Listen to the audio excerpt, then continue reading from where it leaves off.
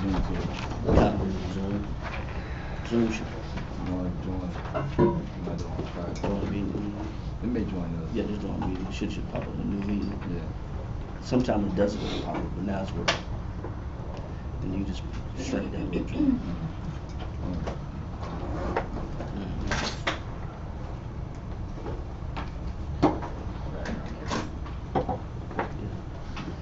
All right, we live? Yeah, I'm live. All right, Shalom Israel. Welcome back to SOT, Sword of Truth, Israelite Biblical History of Biblical History of Practical Knowledge. And we want to welcome you to another class. And this class was actually requested from friends and family members. And so I think it's something that everybody needs to look at and deal with. The topic of the class is when you love dysfunctional people. Write that down as the topic. That is the topic of the class. When you love dysfunctional people. All right? That is the topic of the class. All right? So first and foremost, shout out to all our brothers and sisters out there in Houston, our brother schools in Houston, Virginia, New York, California, Albuquerque, New Mexico, Florida. All of our brothers out there that are scattered out teaching the same thing and teaching the same doctrine and trying to maintain their spirit, staying strong in the word and in deed, and expanding the truth of the gospel. So to our people, the Israelite people. Yes, sir. Okay. So this is our the least of what we could do to offer ourselves as a living sacrifice to the Most High Christ for what Christ has provided for us is to expand His gospel, expand His word, and be living examples of what it is to try to follow after His attributes. So with that being said, because time is an issue, sometimes I don't want to run out of time. So we want to go ahead and get started. Oh, shout out to Cabo Cab in Guatemala and Amiatazai in London. Shout out to our brothers out there too, and that teach this truth across the globe, across the seas. LA Judah, California. Shalom to you as well, to the brothers out there to that channel that is teaching. So we're gonna go ahead and get started because I think this is a very important topic. Because each and every one of us, statistics say that 75 to 85% of us are going to have a run-in, whether it be a friend, a family, a loved one, or a partner, or a spouse that has dysfunctional natures or behaviors.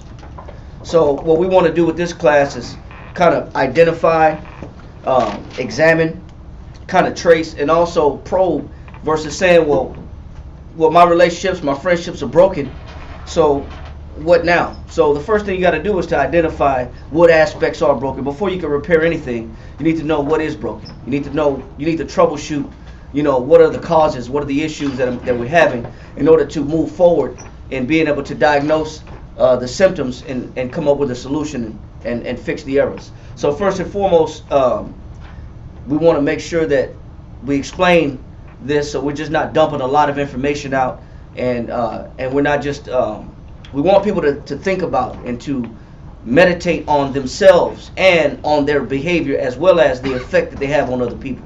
But this class is more so just for examination and identification purposes, knowing what's right and what's wrong, because sometimes when you're in a situation when you love somebody, you tend to suffer and you tend to cater to somebody else's needs to your own detriment. And to prove that, I know we have Hosea 4 and 6 started off, but I got to go here first. Let's go to Ecclesiastes chapter 20, verse 22 in the Apocrypha. And if you don't have Apocrypha, for those that are new watching our channel, please do go get the Apocrypha. It's part of the scriptures that were taken out by the Roman Catholic Church in 1885. But from 1611, when King James had the Bible translated from Hebrew and Greek into English, it was originally a part of the translation. So please do go pick this up. It's $9.99. You can get it from Amazon. The Apocrypha means hidden books or hidden pages. It's 14 books that belong in the Bible between the Old Testament and the New Testament. All right? So please go pick that up. So let's go ahead and read that. Ecclesiastes chapter 20, verse 22. Let's read that. Ecclesiastes chapter 20, verse 22. It says, "There is that destroyeth his own soul." It says there is a person that does what? Destroyeth his own soul. There's a person that destroys their own soul. Read on. Through bashfulness. Through what?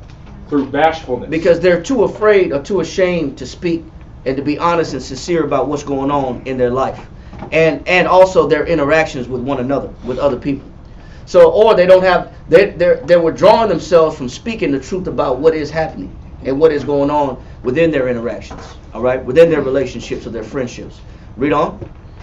And by accepting of persons. And that through bashfulness, by accepting of what? Persons. By accepting of persons. That means that I just let people run me over. And I let people destroy me. And when that's not the entire nature of what Christ died for, is so that you can be ran over. So bashfulness is not only like I'm shy, I'm timid, you know, I'm not too people, I'm not comfortable with people. Yeah, I'm not a people person. Right. But I'm afraid to speak honestly about my scenarios and my situations. He says by accepting of persons. Read on. By accepting of persons overthroweth himself. And because I accept how people deal with me, and I don't stand up for myself, and I don't put a boundary or limitations on particular conduct, he says I overthrow myself. Read that one more time. Ecclesiastes chapter 20 verse 22. There is that destroyeth his own soul through bashfulness. Go ahead. Because I don't have a border set up of do's and don'ts, rights or wrongs, or I don't set limitations for what I allow people to do to me. So I subject myself to a variety of forms of abuse, physical, verbal, mental, psychological, spiritual abuse, because I don't have the gall or the guts to say enough is enough, or I don't know how to say this needs to stop. Read. And by accepting of persons overthroweth himself. Go ahead. Verse 23. No, that's it. That's it for now. So I know that's not part. I want to bring that out because people really do hurt themselves when they allow themselves to be treated unfairly on a variety of scales, whether that be co-workers, bosses, leaders, authority figures, spouses, whether that's husbands or wives, because abuse goes both ways. And it said accepting, so it's like when you know better, you're just like, I'm used to it. That's just the way they are. And you start accepting these people for who they are, and you just let things slide. And the whole while you hurt yourself. And integrity becomes a question. Right, your integrity becomes a question because you're allowing this, and you don't know when to say when. You know, a lot of that can be stemmed when, you know, in our childhood, our family members were dysfunctional. So we see dysfunction in our family members, whether that be, you know, if we were a woman, we saw dysfunction in our father, so we look for a dysfunctional husband. Yep. If we were a man, we saw dysfunction with our mother, so we look for a dysfunctional mother or a dysfunctional rib. A lot of that dysfunction that we accept or we allow or are bashful to is due to the fact that we saw deficiencies in our parents. Yep. And we duplicate those deficiencies. Exactly. And we bring those back in our own lives because we said, well, that's how my mother loved, or that's how my father loved, or I saw my mother go through this, I saw grandma deal with this, I saw grandpa deal with this. So so I'm used to it. Nobody's perfect, so everybody has flaws, which is true. Which leads us to our next scripture, Hosea chapter 4 verse 6. Hosea chapter 4 verse 6. My people are destroyed for lack of knowledge. So he says, my people are destroyed for what? Lack of knowledge. So what destroys us? Lack of knowledge. It's what we don't know. Well, it's what we don't know and what we don't understand that destroys us. Let's go ahead and fix that camera real quick. Just real quick. Just tilt it back this way. Yeah, yes sir. Just a little bit more. Right there. All right. So he said, my people are destroyed for what? Lack of knowledge. My people are destroyed for lack of knowledge. So that lack of knowledge just means that we're unlearned or we're ignorant. So that's also experience. Yep. So because when you involve yourself with people, unfortunately, people come with flaws, and because people come with flaws, you're subject to these people's flaws, especially when you tie yourself in with somebody as a friend or a spouse or a mate or a partner, or whether it's a company, a group, a church body, a legion of individuals, whoever you identify yourself with, people are flawed. So what happens is, because people are flawed, they said my people are destroyed for lack of knowledge. They're ignorant in a lot of ways. Or they're unlearned. So you, by default, become a victim of other people's ignorance. you by default could become a victim of other people's lack of knowledge. Because if we're all destroyed for lack of knowledge, that means the people that I tie myself into, I will possibly become a victim of their ignorance. I will become a victim of their foolishness. It happens all the time. Yes, sir. So by victim, do you mean that you'll end up getting those same traits, or? Well, I'll be affected or influenced by somebody's stupidity, foolishness, or just ignorance, what they don't know.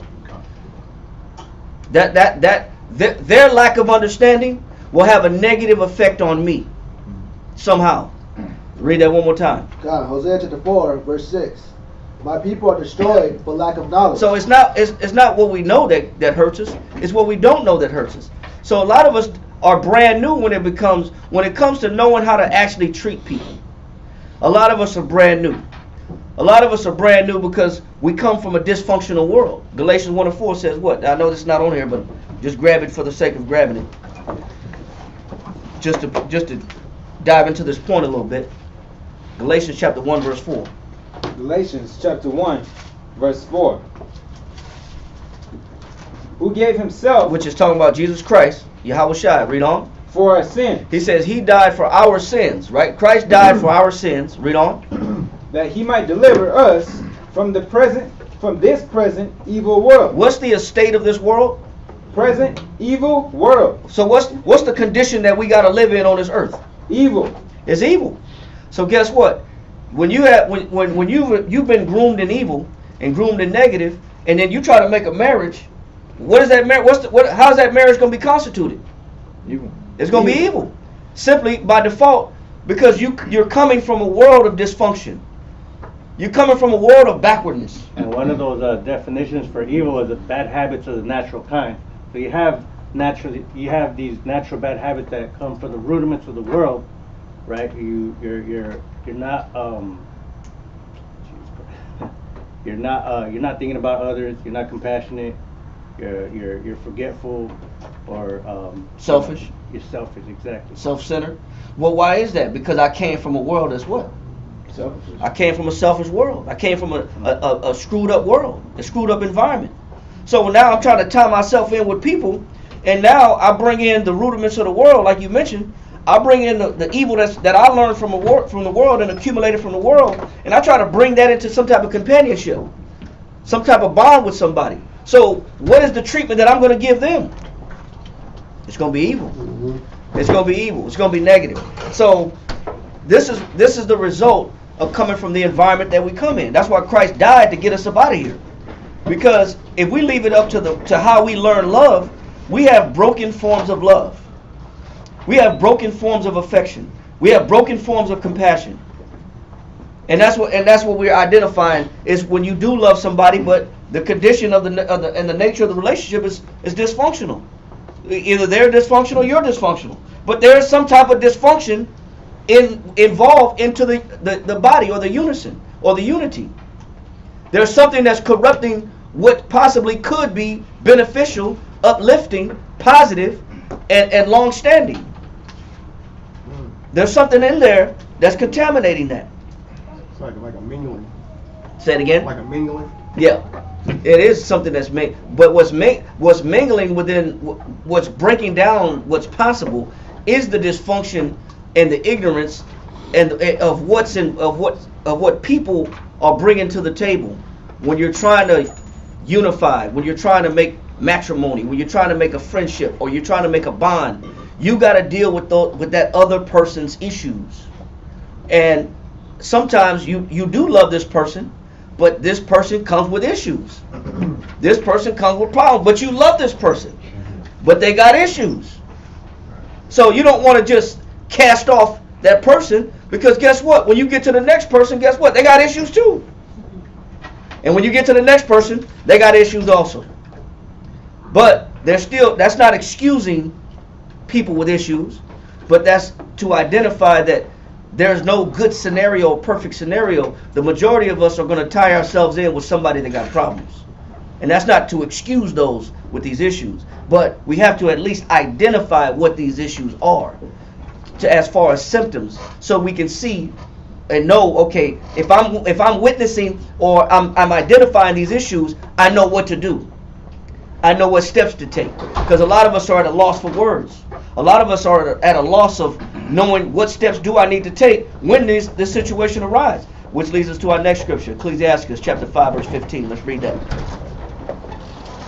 Ecclesiasticus chapter 5, verse 15. Read that. Ecclesiasticus chapter 5, verse 15. Be ye not ignorant. It says what? Be ye not ignorant. So we know that our people are destroyed for lack of knowledge. Read on. Of anything in a great matter or a small. It says, the Bible says, be not ignorant in anything in a great matter or what? Or a small. So the Bible is telling us not to be ignorant of any situation. So if I got some contamination in within my, or dysfunction within my relationships, then I gotta know, I gotta be able to identify what is the root source of this dysfunction. I gotta be able to identify, is this something that I'm causing, or is this something that this person has already had before I got myself involved and tied myself in with this person? I got to be able to identify the root of the dysfunction, or where's this dysfunction going to take us? Where is it going to lead us? How severe is the dysfunction? I got to be able to identify at least, it said, be not ignorant of any matter, of anything, of any matter small or great. So I got to be able to see, okay, this, if I don't identify and address these dysfunctions, this could become the undoing of our bonds and our friendship and our relationship. This could be the undoing of our marriage if I don't identify or know how to conduct myself within this dysfunction. All right, so I got to be able to identify what is it that is causing the issue. And he says, be not ignorant of any matter, of anything, small or great. All right, next verse, Proverbs chapter 12, verse 10. Next brother. Proverbs chapter 12, verse 10. Read that.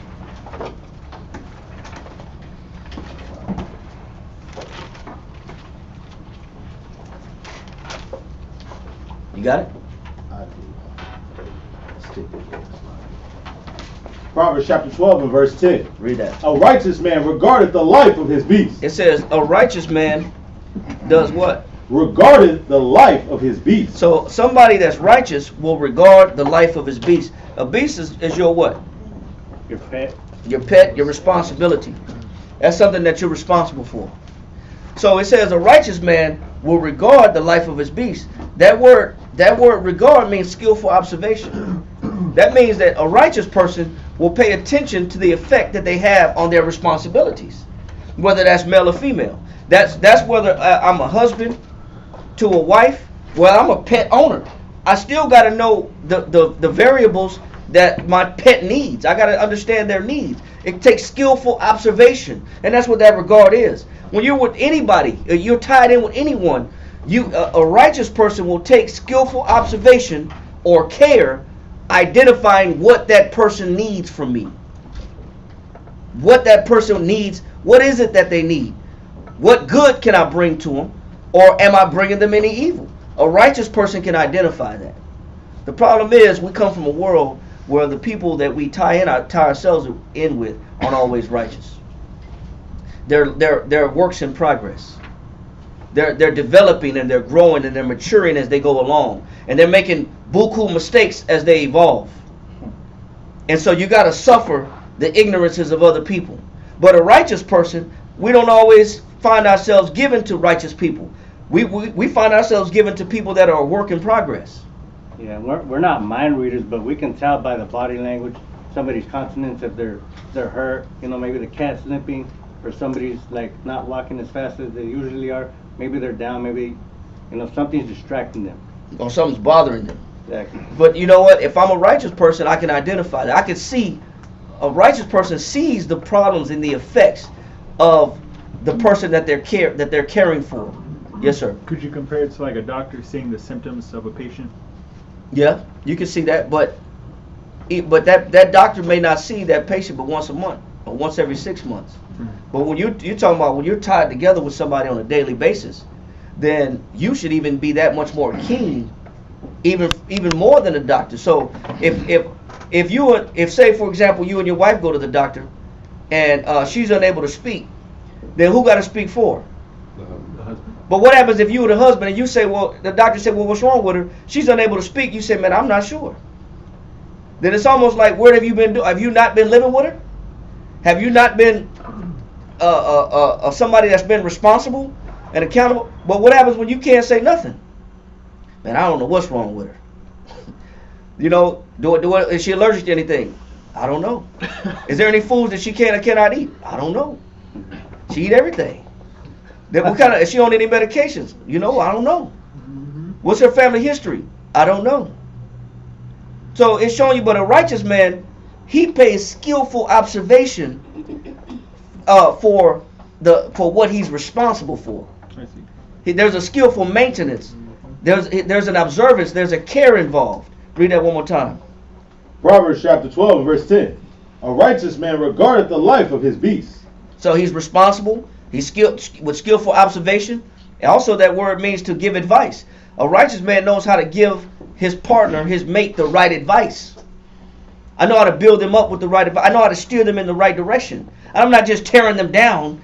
I know how to build them up. It's not the tear down show. It's not the you know what? I gotta attack you every chance I get. I know how to give you the right advice. I know what's wrong with you. I know how to build you up. I know I'm paying attention to you. Read.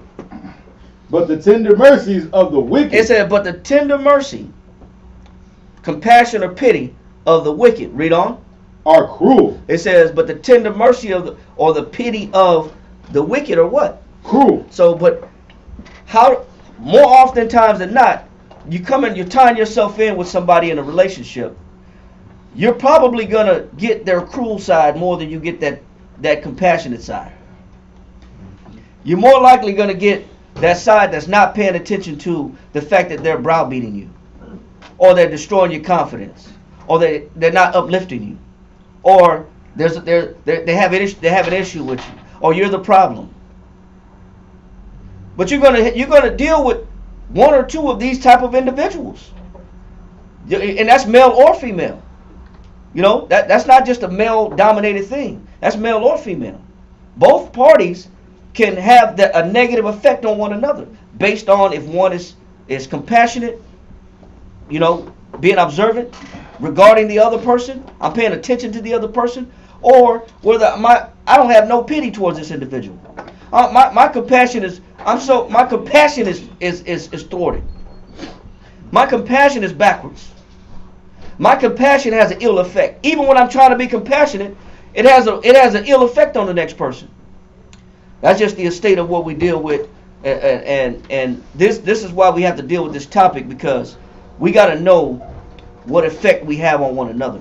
You know, sometimes the problem is we think we're being honest, or say, you know, I'm being blunt. Well, you're not being genuinely compassionate towards that person. You know, you're not. You're just not being honest with them. You're not being blunt is not honesty at all.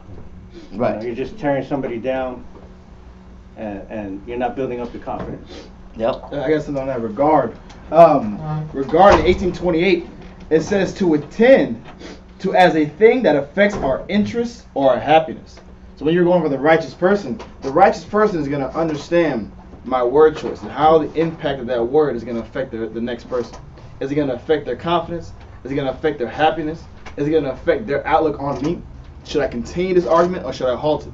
Should I look for better alternatives in my words and my actions, or should I keep pushing the point because I don't want to be wrong? It says to regard, it says to attend to as a thing that affects our interests or happiness, to fix the mind on a matter of importance. So what's important in this conversation today? What's important in this argument? Is it my pride? Is it me getting a win over the next person? Or is it this person or our unity? Is it about me being correct, me being right? God. And me walking out feeling like I was vindicated and I told you, I got my point across and I told you. Exactly. You know where I'm coming from.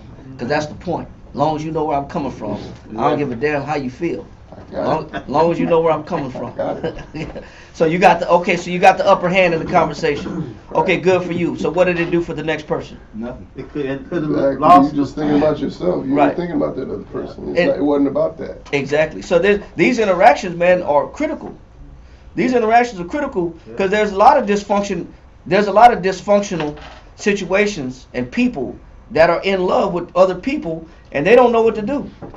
And especially if you got two dysfunctional people, man, that's a recipe for disaster. You got two people that are dysfunctional that come from broken situations that don't know how to regard each other. They don't have no compassion for one another. Man, you're dealing with tragedy. You waiting for Jerry Springer to give you a call. You waiting for that phone call.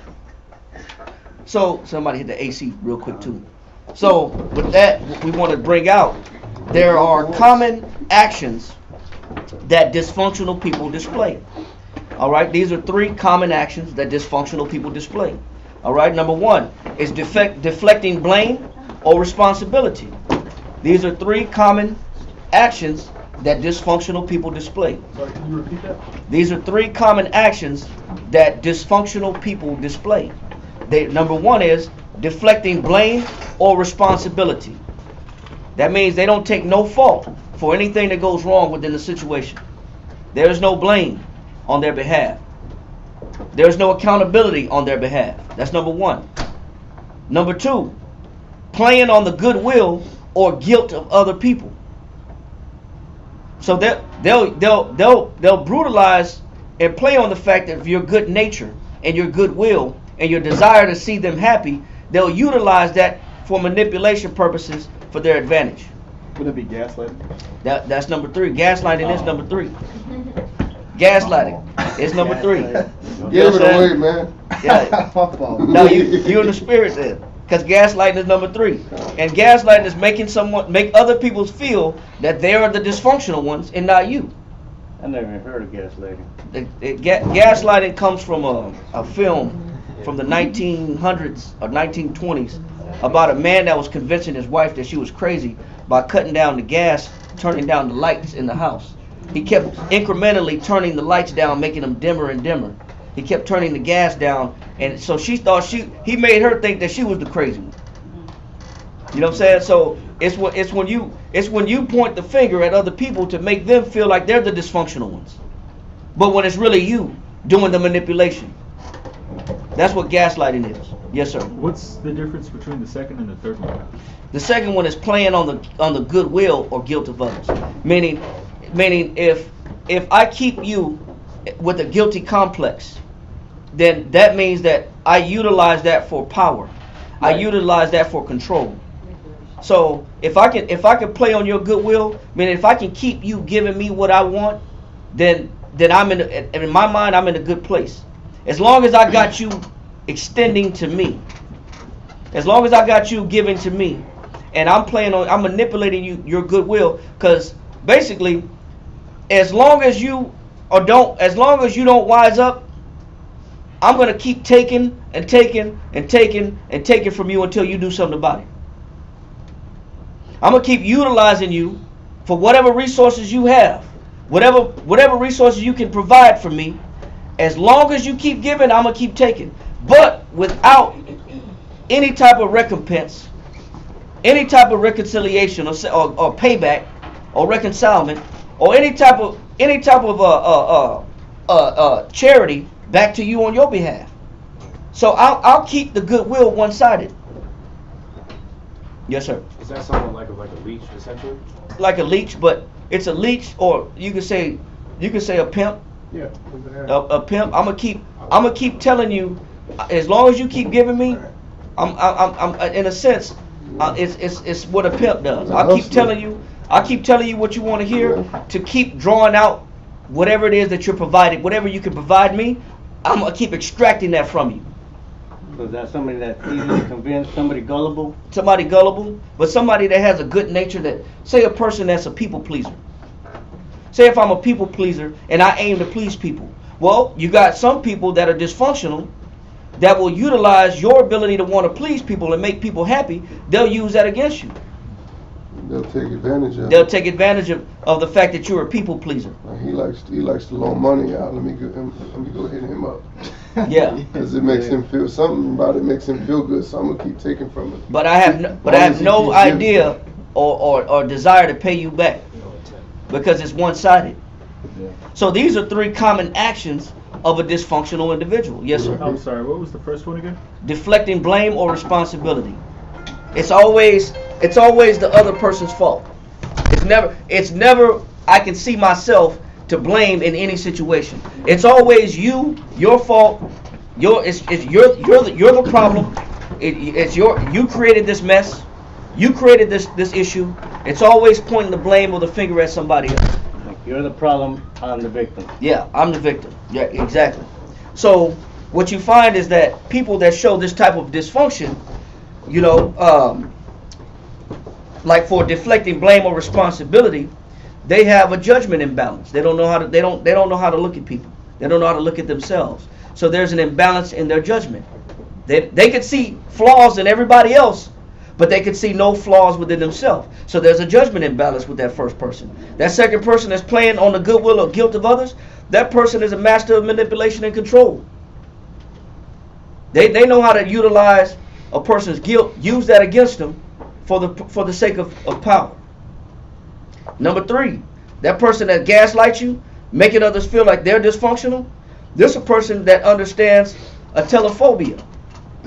Go get the definition of that real quick and put this up on the screen. A telephobia. Somebody grab that definition. ATELO phobia. ATELO phobia.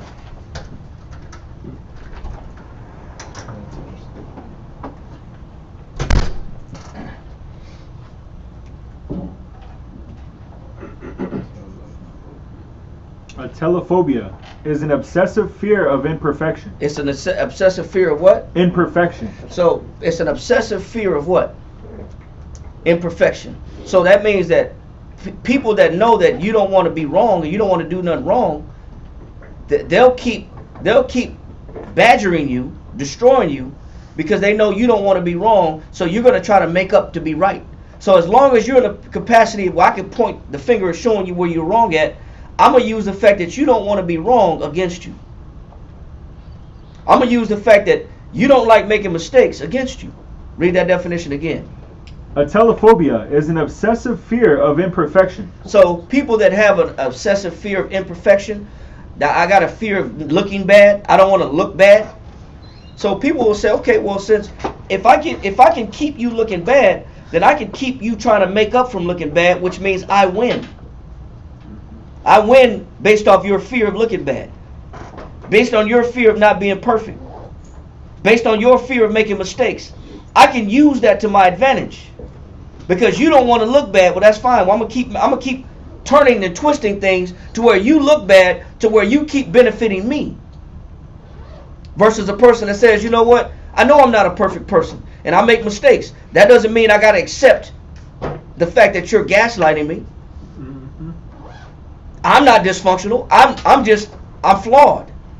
But that doesn't mean I have to tolerate or put up with what you're giving me or what you're trying to do. Do you want me to continue now? Yes, please do. Someone with this condition is terrified of making mistakes. They're terrified at what? Making mistakes. They're terrified, so people will use that to their advantage. The fact that you don't want to make a mistake. Read on.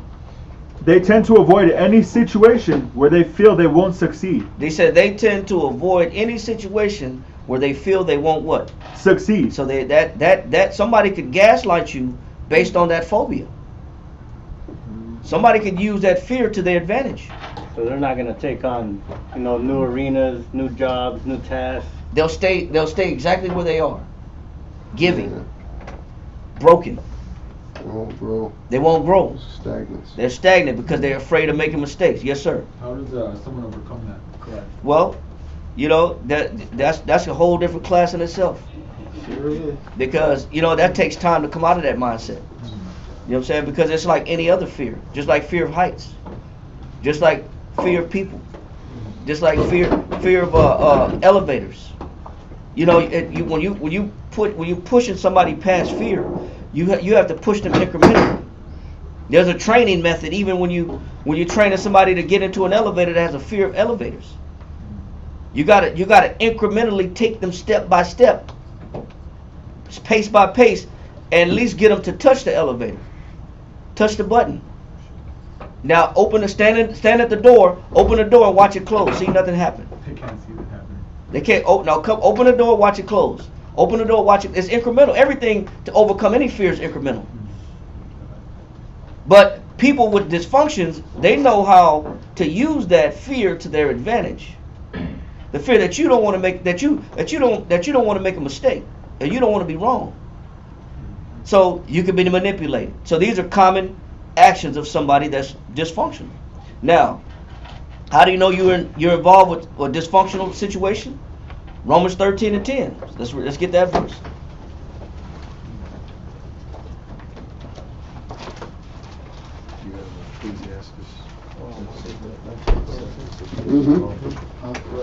Okay, cool. Not yet, but that's good. We'll get to that point. God, Romans chapter 13, verse 10. Love worketh no ill will to his neighbor. Read it again. Romans chapter 13, verse 10. Love worketh no ill to his neighbor. What does the Bible say? Love worketh no ill to his neighbor. So if I'm tight with my neighbor and I'm tight in the friendship, it says love doesn't do what? Worketh no ill to his neighbor. So how do you know you're in a dysfunctional setting? When you're in the ill relationship. It says because the Bible says love doesn't do what? Love worketh no ill. It says love worketh no ill to who? To his neighbor. To the person that you're involved with. That's how you know it's something wrong with your situation. Because if it was really love doesn't have that effect on people. Real love doesn't have a negative effect on people. Real love don't do that. True love doesn't do that. He said love doesn't do what? Love worketh no ill to his neighbor. Go ahead. Therefore, love is the fulfilling of the law. That's how you know somebody's got it right. Somebody's perfected love. Because that's the whole point of following the scriptures anyway, is to teach people how to love one another. Our people don't know how to love each other. We're broke. We give each other broken forms of love. We extend dysfunctional love to one another and expect the relationship to work. Or expect the friendship to work. How the hell is a friendship going to work when your way of expressing love is broken? How is the marriage going to work when the way love is displayed is broken? How is it going to work? How can you expect it to work? But there's ill. Ill is malice or ill will. What you got? Whatever annoys or impairs happiness or prevents success. That's ill, right? It says whatever annoys or does what? Or impairs happiness or prevents success. Man, read that again. Ill is the 1828. Whatever annoys or impairs happiness or prevents success. Annoys or impairs happiness or success. So there's no growth and no success coming out of that relationship. How do you know the symptoms of dysfunction? Number one, there's 5 common symptoms of dysfunction. Write this down. Number 1, you're physically and emotionally drained after spending time together.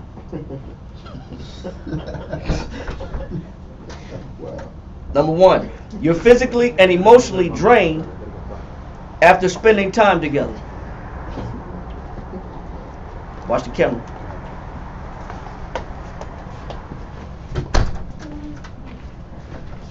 Number 2, reduced confidence in yourself or enjoyment of your life.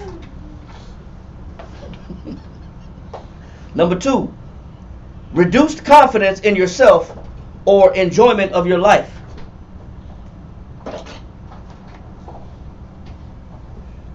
Shalom, everybody online. Shalom, family. Number 3, feeling guilty for not doing more to solve their problems.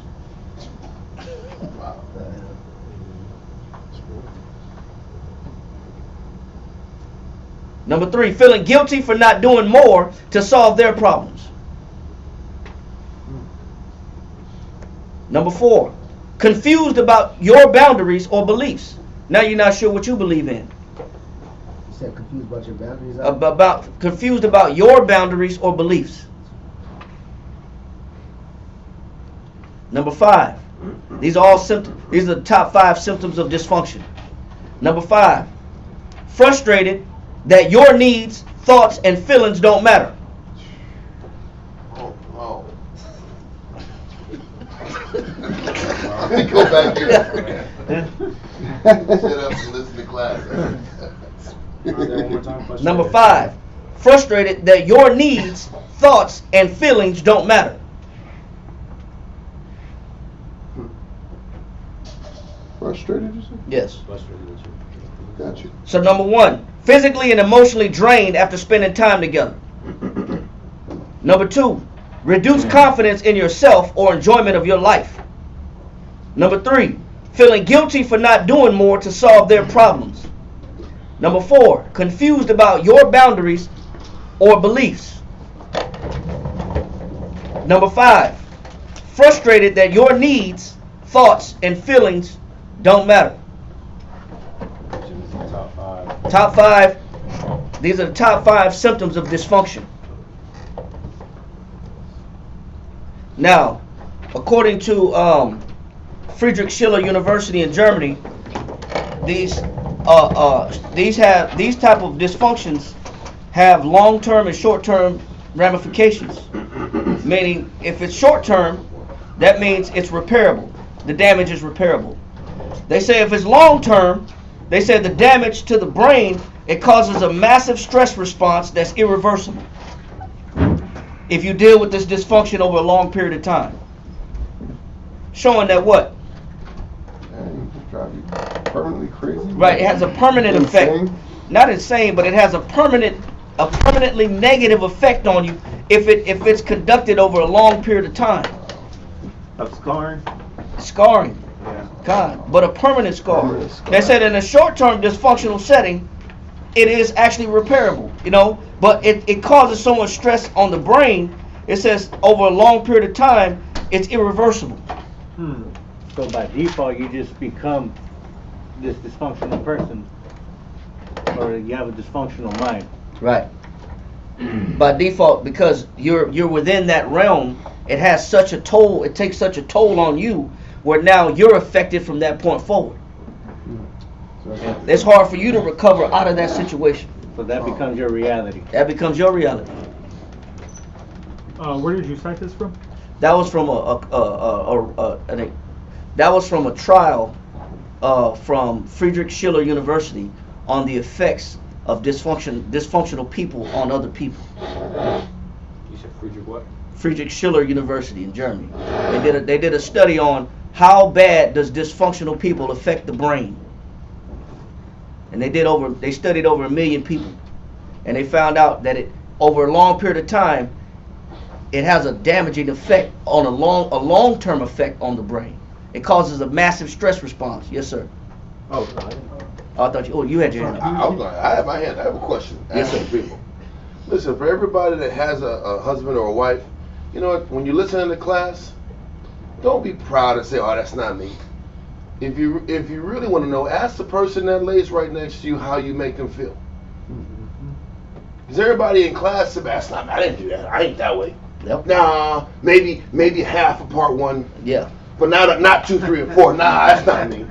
If you're gonna really be honest, why don't you ask the person that you're with and name those 5, and allow them to speak freely, and they'll tell you the truth. The question is, are you man or woman enough to deal with the results of your inquiry? Yep. You should sit back here and ask your mate, "Hey, how many of these am I?" And don't say, no, that's Shemai. No, you don't touch Shemai people in the middle of the damn questioning phase. Because that's what brothers will do too, and women. If you really want to know, listen to all this information. I'm getting back in office. Listen to the information and honestly ask them and let them speak and tell you the truth. And don't shut them up and don't zip it. Let them talk. Let them tell you how they feel. Nope. And are you going to be man or woman enough to listen and hear what they have to tell you? That is all. Great point. James chapter 2 verse 10 on that point. Great point, Award. James chapter 2 verse 10 on that point.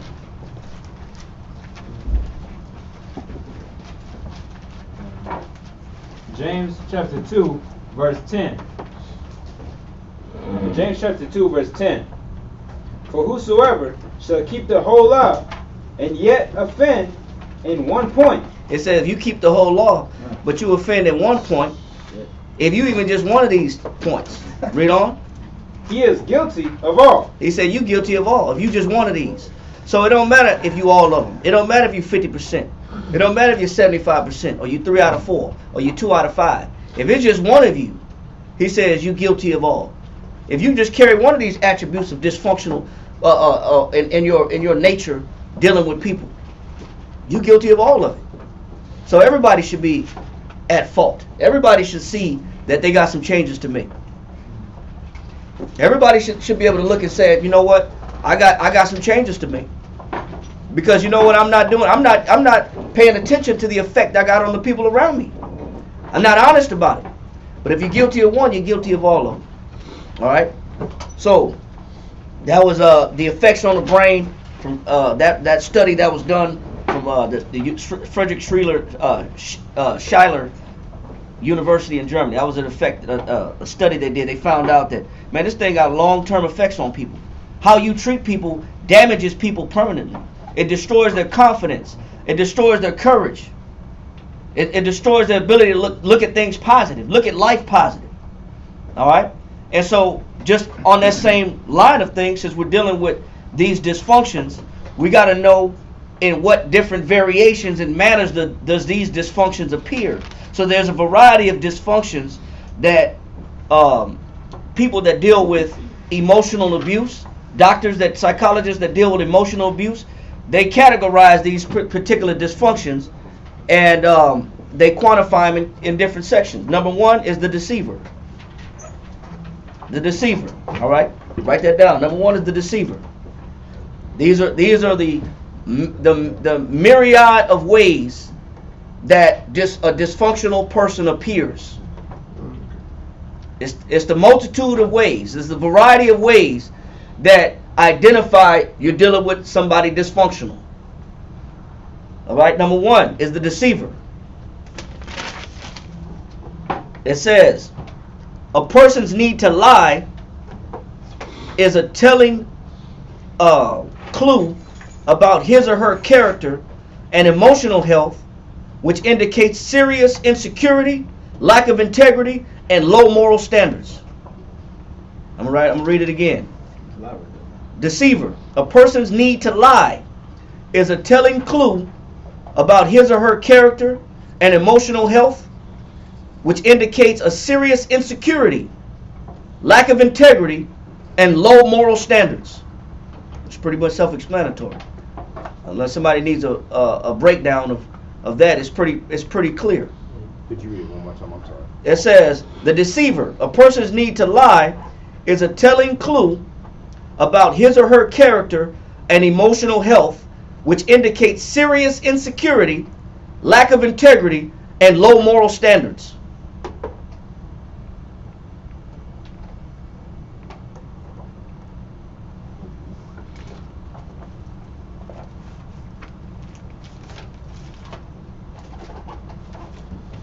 Ecclesiastes chapter 20, verse 24.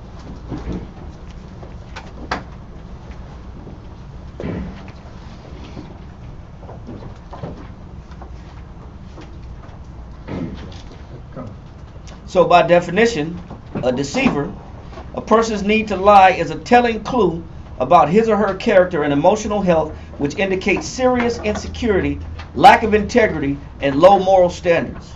Ecclesiastes chapter 20, verse 24. Ecclesiastes chapter 20 and verse 24. A lie is a foul blot in a man. It's a what? It's a foul blot in a man. It's an error in a man or a woman. That's not something that's small. It's not a small, to tell a lie is not a small thing. It's not a little lie. Or it's not a little white lie. Because we like to diminish and microsize the size of a lie. We like to say it was a white lie, meaning it was an innocent lie. It was a lie that means no harm. It didn't hurt anybody. A lie is a blot in a person. When a person doesn't have the capacity or moral standing to say, hey, to be honest, to say this is what's going on. This is what I'm doing. This is what I've been doing. He said that's a foul blot in a man. And what does that mean when you got a foul blot? Major dysfunction. That's a dysfunction. That's not small. That's not something that's minor. That's a minor issue. That's a major issue. Not being able to be honest is a major issue. Read on. Yet it is continually in the mouth of the untaught. It says, but it's continually in the mouth of who? The untaught. And who's untaught? The dysfunctional person. The dysfunctional person is unlearned, untaught, or ignorant. And a lot of times, you are going to be the victim of an untaught person. By way of what? Lies. That's how you become the victim of an untaught or unlearned person. Because a lot of times, as you're waiting for somebody to grow up to where they learn how to be honest, that time could take 6 months, could take a week, it could take years. It takes, and I'm going to be honest with you, it takes years for people to be honest. What I've seen is it takes about 9 to 10 years before people really start telling you the truth. I'm not even joking. And that's just on my own personal experience. And I know everybody has their own, experiences and they're able to judge. But to get the truth out of people takes about 9 to 10 years. It takes a long time. So until that person evolves and reaches that point where they can be honest, who's going to suffer? You are. The partner suffers. Yeah. So the longer that the person stays ignorant or untaught, like the Most High said, my people are destroyed for lack of knowledge. So as long as this person is without the Most High's knowledge, the longer you got to suffer. The longer that they're without understanding and being able to apply the Bible, the longer other people got to suffer them and their issues and their ignorances. Because I got to wait until either I'm the dysfunctional person or the person that I'm with is dysfunctional. I got to wait till they grow up. I got to wait till they evolve. I got to wait till they mature.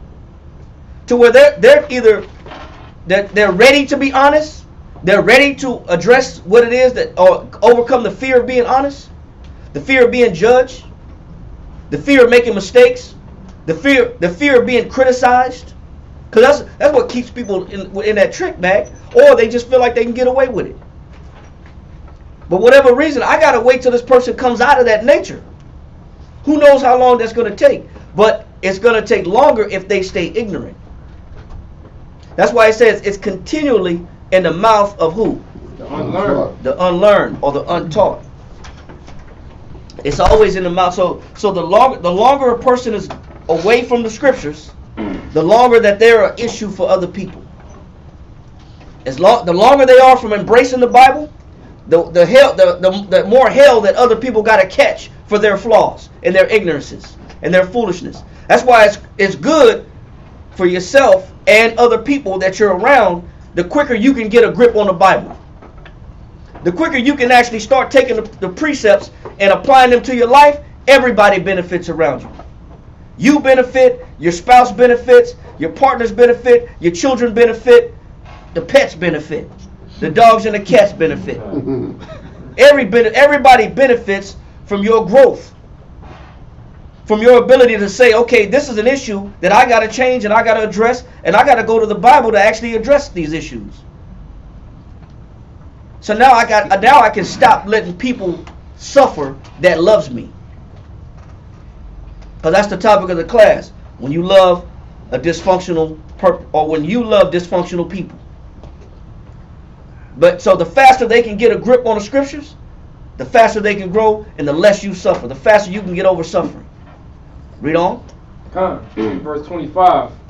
A thief is better than a man that is accustomed to lie. He said, man, a thief is even better than a man that's accustomed to lie. That's an habitual liar. Read on. Not saying the thief is innocent. Read on. But they both shall have destruction to heritage.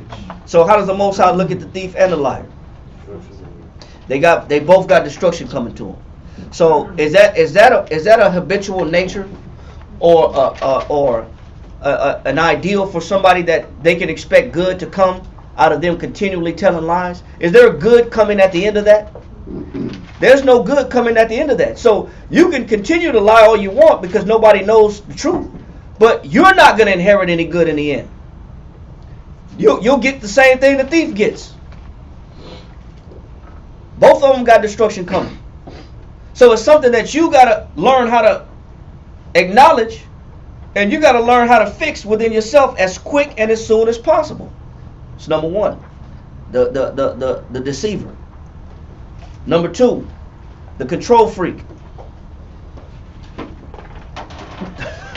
Number two, the control freak. A person who is uptight, judgmental, and invasive. Person who is uptight, judgmental, and invasive.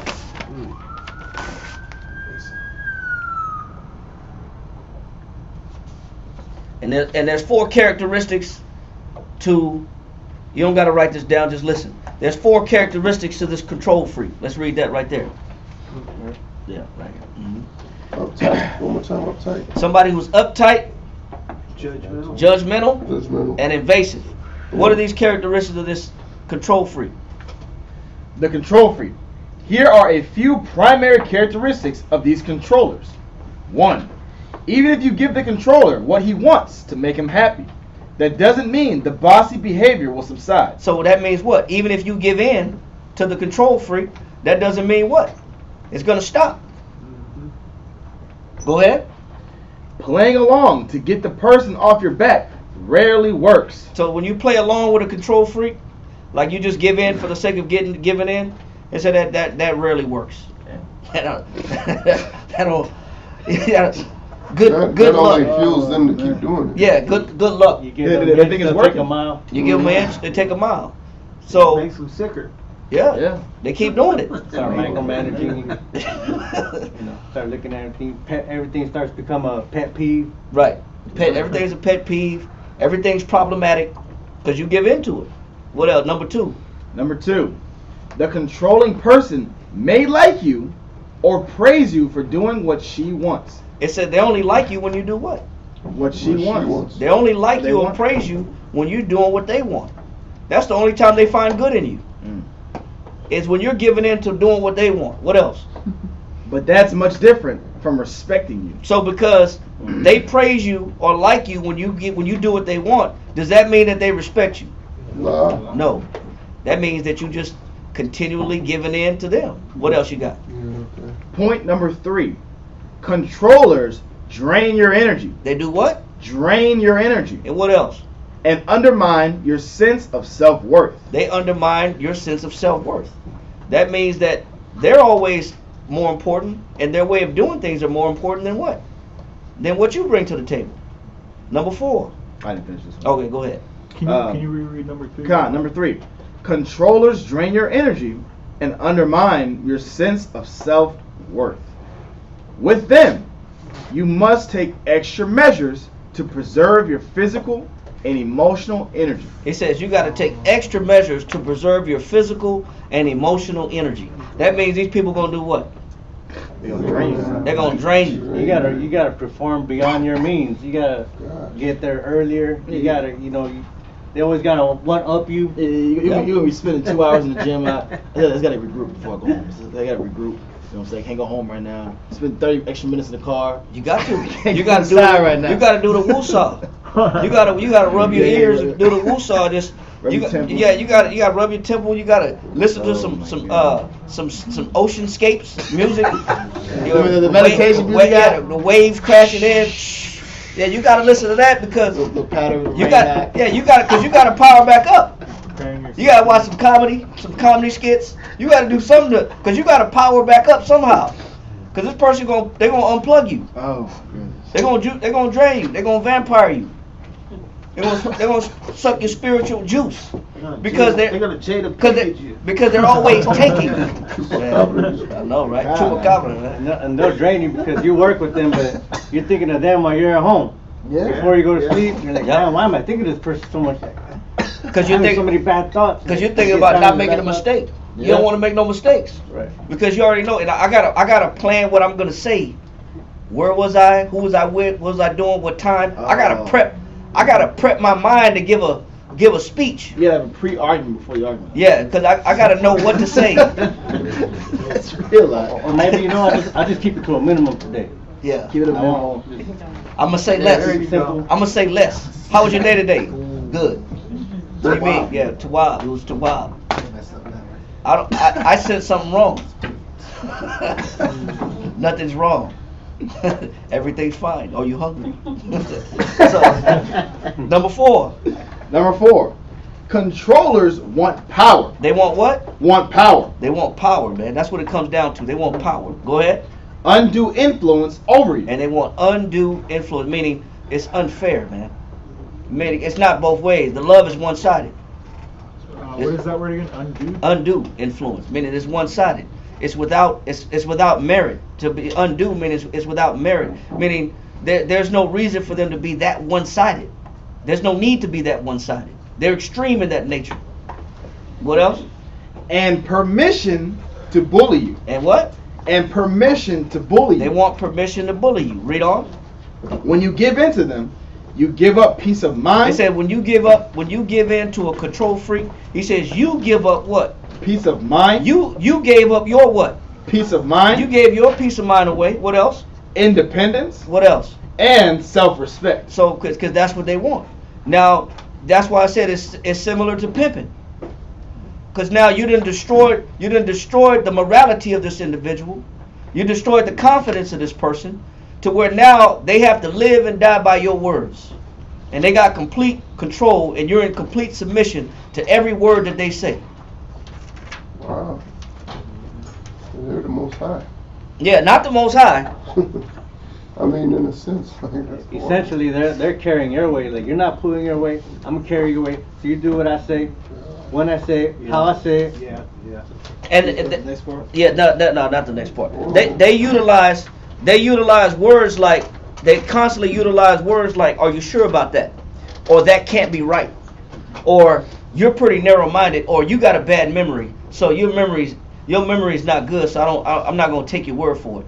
Because you got a bad memory. Are you sure about that? They use words like that to undermine, to make you doubt yourself. Yeah.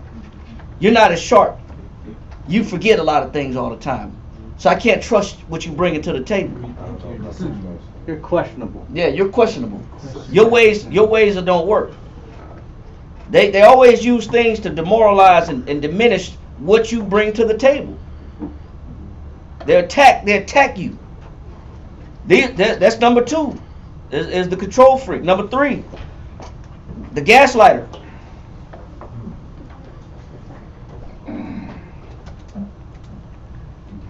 So these people can always see the wrong in you, but never see the wrong in themselves. Matthew chapter 7 verse 5.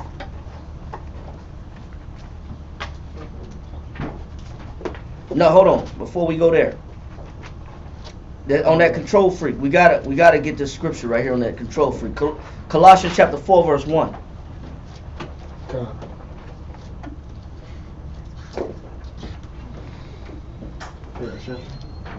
Yes, sir. I thought that definition was deflecting blame and responsibility. You said Colossians No, that 4:1? was a person. Those are just characteristics of a gaslighter.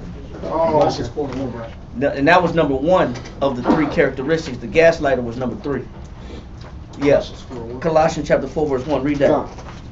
Colossians chapter 4 and verse 1 reads, Masters, give unto your servants. It says, so if I'm in a relationship or a friendship where somebody is the subordinate and I'm the head, it says, give unto your servants what? That which is just. It says, don't be this overlord to your servants if you're in a position where you have the leading role of a partnership or a marriage or a relationship. It says you got to be just, you got to be equitable, and you got to be fair, knowing what? Read on. Give unto your servants that which is just and equal, knowing that ye also have a master in heaven. Knowing that what? Ye have a master in heaven. So I can't be this control freak and expect and demand more than what's fair, because I got to answer to who? The master in heaven. Because you got a master in heaven. And so by the same means that you put these demands on other people, the Most High is going to put them same demands over you. However, that controlling nature you possess, and you try to dish out to other people, the Most High can dish it out to you. And how you can carry an unjust expectation of people, the Most High can carry that unjust expectation of you. So everything that you do to people around you, the Most High can do the same thing to you. And that's why he's saying for anybody in a position of a leadership position, or you're the head and there's people that follow you as subordinates, whether you're a mother to children, or a father to a wife, or an elder to a student, you better recognize that whatever nature that you push and means you push on people, the Most High can expect that same means on you. And you know what? You're not gonna like it when the Most High do it to you. So then a person that's conscious of this understands that, you know what? I gotta be careful that I'm not too domineering and controlling. And I'm not too one-sided, because the Most High can deliver that right back to me. Because you know what the truth of it is? We all fall short of the Most High's expectation. But you don't let nobody make a mistake around you. They better do it how you want it done. The Most High said often that he punishes us less than what we deserve. But for us, man, we stone cold Steve Austin on somebody to do something wrong. We ready to body slam and jump off the top ropes. Because I see flaw. And you didn't do it right. You didn't do it my way. You should have did it the way I told you to do it. But you're dealing with people that have dysfunctions. And these are some of them. And that's why we're bringing this out, to identify what they are. So you got to be conscious of the fact that you got a master in heaven as you are exercising your leadership or your authority. You got to recognize. All right, now let that go, and let's go to that gaslighter. Matthew chapter 7 verse 5. Read that. The gaslighter is the one that never see flaw in themselves, but they can see what's wrong with everybody else, making everybody else feel like they're the ones that's flawed or dysfunctional. Matthew chapter 7 verse 5. Read that. Matthew chapter 7 verse 5. It says, "Thou hypocrite, first cast out the beam out of thine own eye." It said first, before you even able to observe what's wrong with other people, you need to be looking at what? Yourself. He said, cast out the beam, that's where? Out of thine own eye. Read on. "And then shalt thou see clearly." Then you can see what's right or wrong. You're not in a position to judge anybody or say who's wrong in your crooked judgment with your broken lenses that you see people from, them broken glasses that don't work. Not saying you because you got on glasses. I'm saying the perspective that people see from, how people judge one another, how they can always see what's wrong with other people. You're not even qualified to see or say or identify what's wrong with other people until you fix what's wrong with you. And this beam, you look at a house when it's being framed, it's that center beam in the middle of the house, that main rafter. So you can get an idea of what a beam is. How large it is. Exactly. And how grand it is. So what we'll do is pick out the toothpick in somebody else, but we got the beam in us. But we haven't removed the most obvious flaws within ourselves, but we can see the smallest detail of what's wrong with other people. That's why it's a bad sense of judgment. It's a crooked form of judgment. I can always be able to see where you're flawed at, but I can never see where I'm flawed at. I can see it's always one-sided. That's the gaslighter. And to catch that beam, it's going to take some work. That's a big piece of material. Man, that ain't coming out with ease. It's not. But what we'll do is we'll be able to see what's wrong with everybody else. And we got everybody else thinking that they're the problem. But you know what? I've avoided and I've neglected to fix what's wrong with me. And that's what makes it an imbalance. And that's what makes it unfair. Because you'll put this expectation on other people, and you will never put it on yourself. You got everybody around you thinking there's something wrong with them. But when actually you're the problem. You got the issue. But you don't want to deal with it. That's the gaslighter. I got everybody else thinking, man, you're the issue, you're the problem, you got something, you fall short, I can't trust you, you're the issue, you don't tell the truth. But shit, I don't tell the truth. I can't be trusted.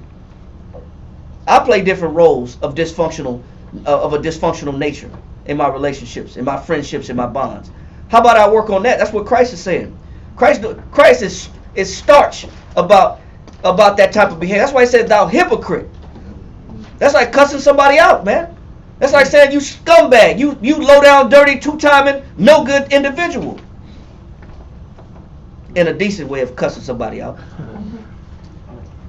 But it's really like Dolomite cussing somebody out. You rat soup eating Chinese mother effer. You know what I'm saying? You know, so, you know, but that's really what he's saying of how bad that person is. You're able to see everything wrong with everybody else, but you've never taken the time to fix you. That's the gaslighter. I got everybody thinking they're problematic, but I got the problems. So we got to understand. So how Christ feel about that? Read that again. Matthew chapter 7 verse 5. It says, thou hypocrite, first cast out the beam out of thine own eye, and then shalt thou see clearly to cast out the mote out of thy brother's eye. The mote is just a small little speck of wood. Just a little toothpick.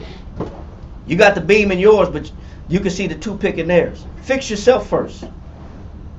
That's how you start correcting these dysfunctional relationships. Work on yourself. Do a lot of self-meditation and self-examination.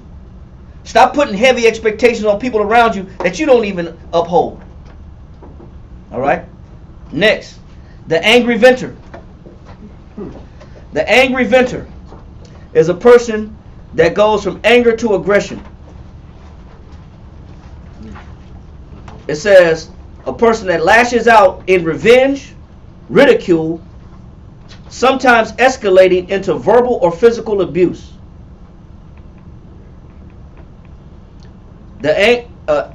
Going from anger to aggression, somebody that lashes out in revenge, ridicule, sometimes escalating into verbal or physical abuse.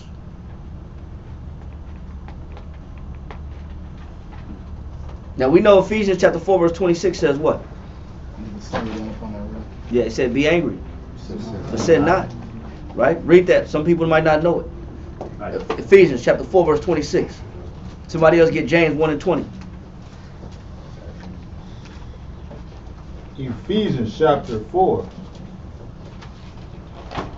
verse 6. 26. 26. Ephesians chapter 4 verse 26. Be ye angry. It said, be ye what? Be ye angry. So is being angry against the laws of the Most High? No. Being angry is a natural emotion that the Most High implanted in us when He made us. That's some of the attributes when we were made in His image. That came with it. Because the Most High gets angry.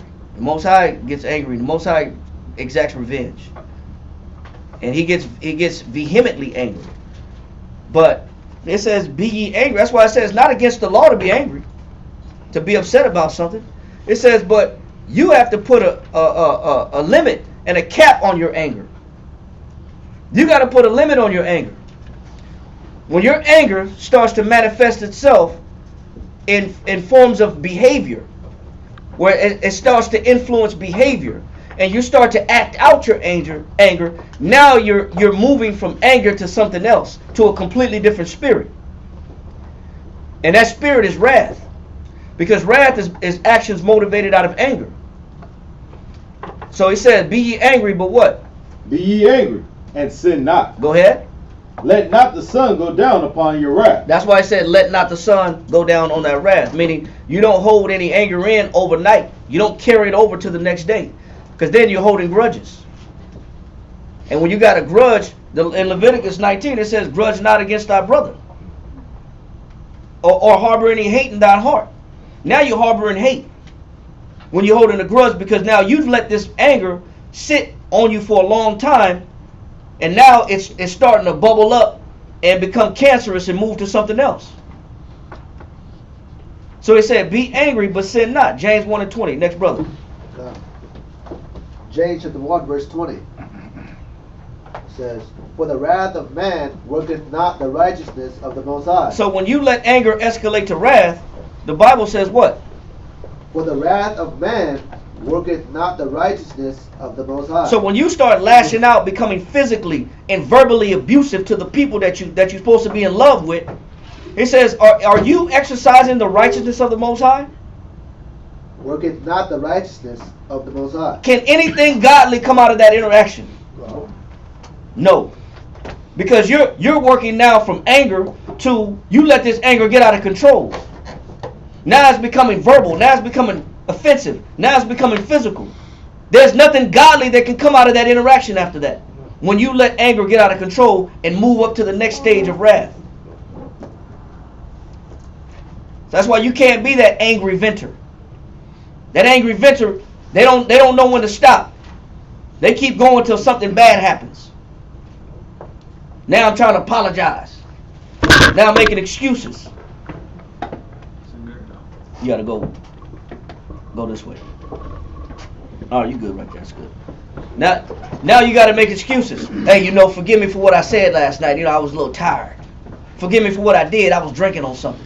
Forgive me for what I did. I didn't mean it. Now you're trying to backtrack. But the damage is already done. Yeah.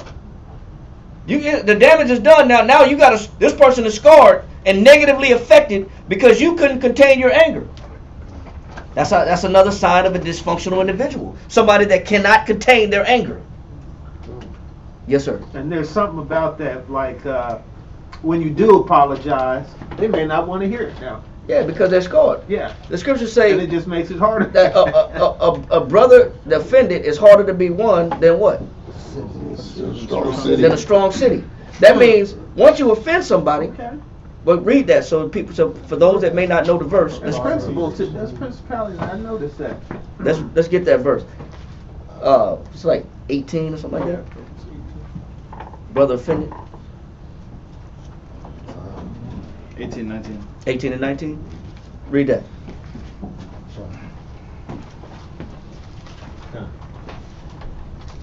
Proverbs chapter 18, verse 19. A brother offended is harder to be won than a strong city. Yeah, you know what? Damn near sometimes when you offend somebody, you can't win that person no more. You've broken all forms of trust. You've broken all forms of, good, positive perspective. I've ruined that person's ability to even look at me in a good light. They see me, they see fear. They see me, they see offenses. They see me, they see drama. They see me, they see a beast or animal. They see a hypocrite. Whatever the case may be, once you've unleashed on somebody, man, it's hard to get that person back. I liken offenses like when you drop a glass vase off a table. It only takes a second to fall on the ground. It only takes a second to break. But how long does it take to put back together? Good point. It takes months, weeks. Good point. You got little glass pieces and shattered pieces. You don't even know where to start at. You got two big pieces. You got the top and the bottom. And you got a bunch of small pieces in between. You don't know how to put that back together. Overwhelming. It's overwhelming. You think of a strong city, it got walls. Brother done put up walls. They got a defense. Now they got gates, wrought iron gates. You gotta cut them down with a blowtorch. That's right. Now they dug a moat. You gotta get across that. They got alligators in there. You gotta get through all these obstacles just to win, brother. That's hard as hell. Put alligators up in there. Yeah. Yeah. You gotta fight the dragon, man. So you didn't burnt this person because you didn't control your wrath because you don't know how to vent. You vent and explode on people, and that explosion that comes with a consequence. Right. And that consequence is this person don't trust you no more. Now they guard it. Read it again. A brother offended is harder to be won than a strong city. And their contentions. Go ahead. Are like the bars of a castle. That's like breaking out of prison. Better yet, the brother, you're in prison. That brother got you in bars of prison. You know what? He ain't dealing with you. He's gonna isolate himself from you. And to get back on a good side, how hard is it to get back on that person's good side? You could have crossed that bridge. Now you done burnt it. Now you done burnt the bridge. I blew the bridge up. Now I gotta go call somebody else to send a message to that person because they don't answer my phone. So I gotta call their mama house to put their mama on the phone to pass a message to the person I'm trying to reach. I'm trying to reach their brother or their sister. Hey, have you seen so and so? Well, tell them I said this. Well, why don't you tell them? I can't. They don't answer my phone call. Well, that's your fault. Because you done burnt the bridge. Well, that's what we do. Now, because we're not cautious, we're not careful about how we interact with people. We're dysfunctional in our love. All right? So we got that point. Next is the know-it-all. The next form of dysfunctionality. The know-it-all. In Spanish, we call it a sábalo todo. It sounds better that way. Huh? It sounds better in Spanish than in English. What do you call it?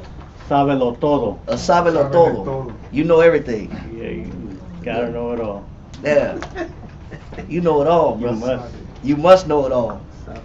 The know-it-all, man. Always correct. No room for differing opinion or belief. And because they're always right, therefore, you are always what? Wrong. You're always wrong. That's the know-it-all. Always correct. No room for different opinion or belief. They are always right, therefore you are always wrong. Always in competition with others. Always needing to win or one-up others.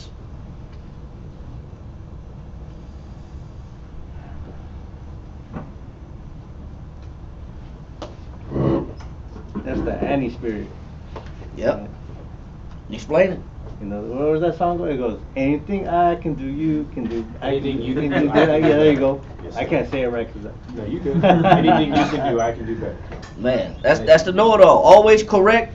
No room for a different opinion or disbelief or belief. They're always right, therefore you always wrong. Always in competition with others. Always needing to win or one-up others. Now the scriptures say what about that know-it-all? Ecclesiastes chapter 32 verse 12. Another brother get 1 Corinthians 3 and 19. I know I didn't know that song. Yeah. Ecclesiastes chapter 32 verse 12. 1 Corinthians 3 and 19. You want 1 Corinthians 3 and 19 right now? That's No, the second. that's the second verse. Ecclesiastes 32 and 12. Read that. Come. Ecclesiastes chapter 32 and verse 12. There take thy pastime and do what thou wilt. But he says there take your pastime. He said do what you want to do. He said that's what the scripture said. There take your pastime and do as thou wilt. Go ahead.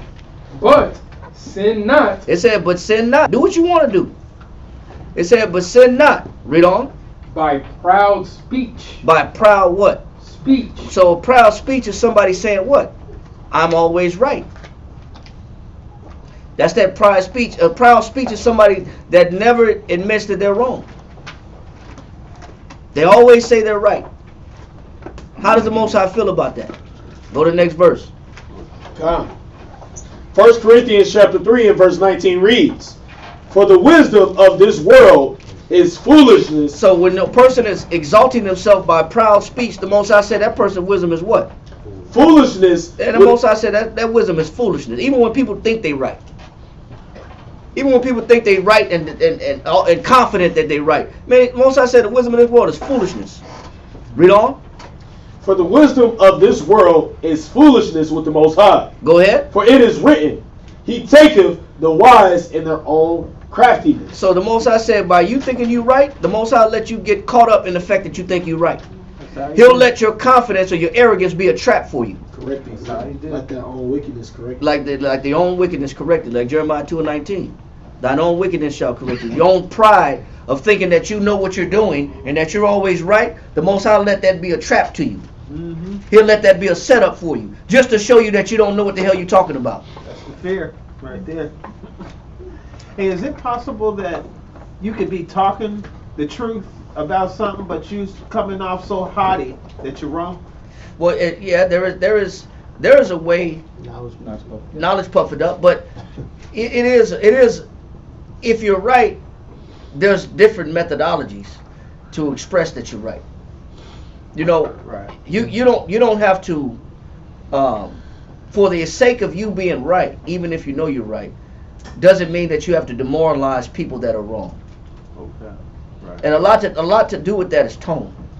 It's how you speak. That's what it said. Let your speech always be seasoned with salt. That means that it's flavorful. It comes across with some type of flavor. It's aesthetically pleasing to the people that's hearing my speech. Make it easier for them to swallow. It's easier to digest. There's a difference between edification and boasting. Yep, Yeah. that is. And now we're gonna get into that too. Yes, sir. Are you saying that's a care toward like being empathetic towards their feelings? Meaning I'm sensitive to what the person needs to hear. Meaning I don't have to, for the sake of banging my chest, explain with the loudest tone that I'm right. Because I know that even though I'm right, if I say it the wrong way, you may misinterpret it and miss the point. So if my speech is seasoned with salt, then it's aesthetically pleasing to the person that's tasting my words. That means it's easy to receive, even though I'm right. Those words are acceptable so that the message being conveyed can be accepted. Would you happen to have that scripture? Colossians 4:6. We got it. Read it down. Read it. Colossians Don't quote it. Read it. I want him to get it. No, I want him to hear it. Colossians. Next brother, read it. Yeah, read the scripture. Colossians chapter 4, verse 6. It says, "Let your speech be always with grace, seasoned with salt, that ye may know how ye ought to answer every man." So even though you know you're right, you still got to know how the person will receive it. So that means I don't have to yell it and shove it down your neck because I'm right.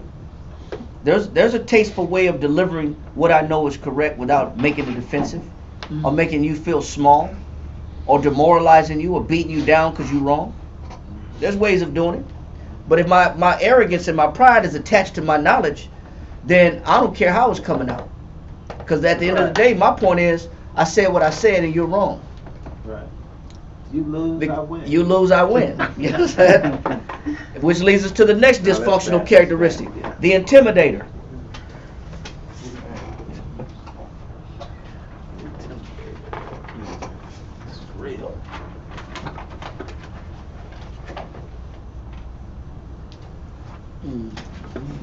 Hold it, because we might get to that too. Matter of fact, we are going to get to that. The intimidator, so just keep in mind what that is. The intimidator asserts control by issuing threats. This is the person that's going to beat your ass, kick your ass. You better do what the hell they say. They're going to punish you somehow, some way. They deal with you with threats. The intimidator asserts control by issuing threats, whether blatant or veiled. The threat is understood. So that means that a person that they can give you a look. They give you a look, and you know what that look means. That means when I get home. I mean, when I get to the house, you gonna get away with it right now.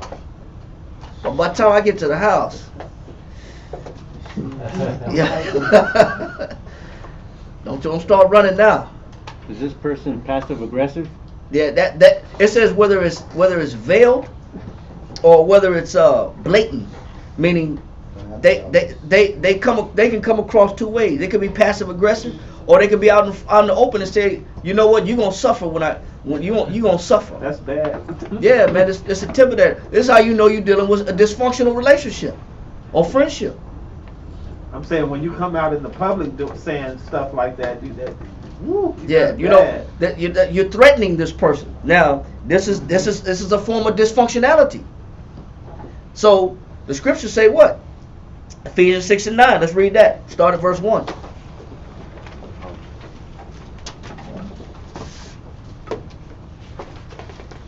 Ephesians chapter 6 and verse 9.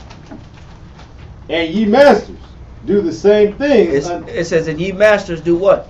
Do the same things unto them. So you know, if I'm a master and I got people under me, I got to be cautious about how I lead other people that are under me. I can lead with threats, and I can instill with fear, and I could use aggression to rule.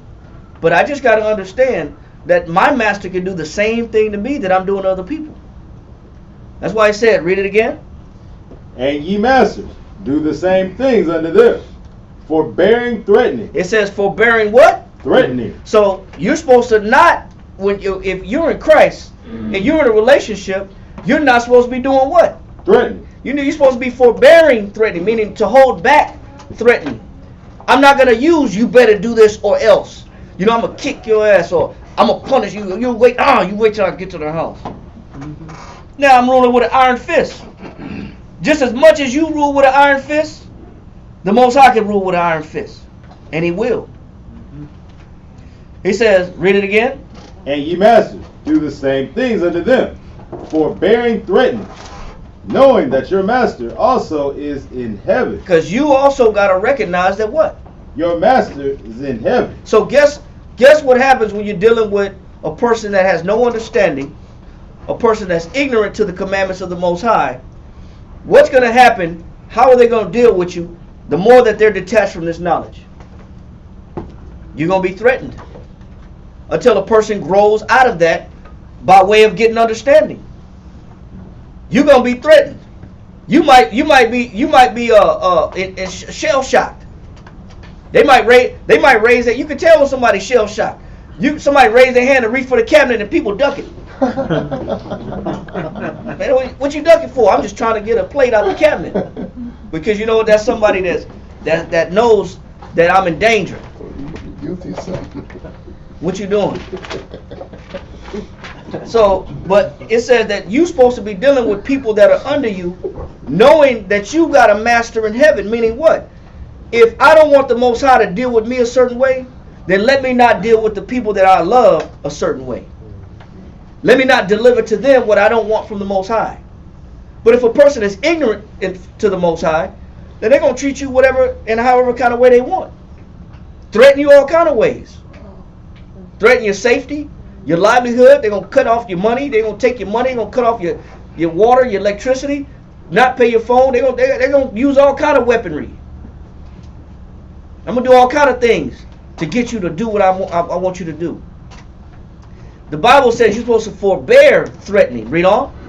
Knowing that your master also is in heaven. Go ahead. Neither is there respect of persons. And the Most High don't have what? Respect of persons. Most High don't give a damn what your rank is, what your position is. Read on. Finally, my brethren, be strong in the Most High, and in the power of his might. Put on the whole armor of the Most High, that ye may be able to stand against the wiles of the devil. Go ahead. For we wrestle not against flesh and blood. It says because when you are in a relationship, you're not just dealing with people. You're dealing with the spirit that is in the people that you're in love with. You're not just dealing with a physical person. You're dealing with spirits. It's not just the person. I love this person. Okay, you get over the fact that you're dealing with this person. You got to identify the spirit in this person. You got to be able to examine what spirit are you laying with? Are you friends with? Are you in bonds with? Are you in matrimony with? What is the spirit on this person? It said for what? For we wrestle not against flesh and blood. No, because it's bigger than just you and your partner. There is spirits that are involved when you're involving yourself with people. And you got to be able to identify what spirit is on this individual and how to treat this individual. How to navigate in life with this individual. How to build and grow and develop with this individual. You got to find out if this spirit is compatible. What are we doing? Man, you know what? I gotta recognize that I could be either or of these individuals. I could be the one that's being intimidated, or I could be the intimidator. I could be in the wrong spirit. Or the person I'm engaged with, they got the wrong spirit on them.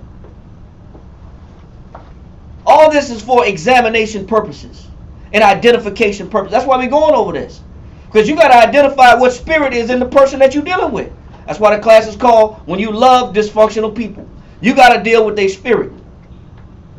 It's not just the flesh and blood. It's not the person. Oh, it's the height. It's it's the cheekbones. It's the hips. Man, all that is fruitless. If you can't identify the spirit that's on this person. And if that spirit is dysfunctional, you got to be able to identify a dysfunctional spirit. What some people call dysfunctional, some people call it toxic. Whatever they can call it toxic, you can call it dysfunctional. It's all the same thing. You got to be able to know what you're dealing with. So read that one more time. For we wrestle not against flesh and blood, but against principalities. You dealing with principalities. These are strong spirits that's been in people for a long time. Read on. Against powers, against the rulers of the darkness of this world, against spiritual wickedness in high places. Read on. Wherefore? These spirits could have came from childhood. You don't know where these spirits came from. These spirits could have been forced upon that person, which is in turn forcing them spirits on me. Or I could have experienced these spirits, and now I'm putting this spirit on somebody else. You don't know the origin story to them, but they can be deep-seated. They can be deep-rooted. Read on. Wherefore, take unto you the whole armor of the Most High. That's why you got to get in this Bible and put on every scripture that you can. Because you got to be able to examine the spirit that's on you and the effect that you're going to have on other people. And you got to examine the spirit that's on other people and the effect that they're going to have on you. That's why we're dealing with this topic. Because in relationships, there's always some dysfunction. Because you're in a spiritual war. And you got to know what it is and how to navigate within a spiritual setting. In a spiritual battlefield. 2 Corinthians 10:3.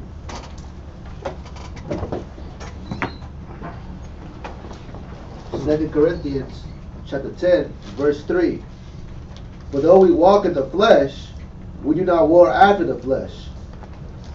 For the weapons of our warfare are not carnal. It says, for though you walk in the flesh, the battle is not where? In the flesh. The battle is not in the flesh. That's not where the battle is at. He's going to show you where the battle is when you're dealing with people. You're always going to be dealing with people. There's no way around it.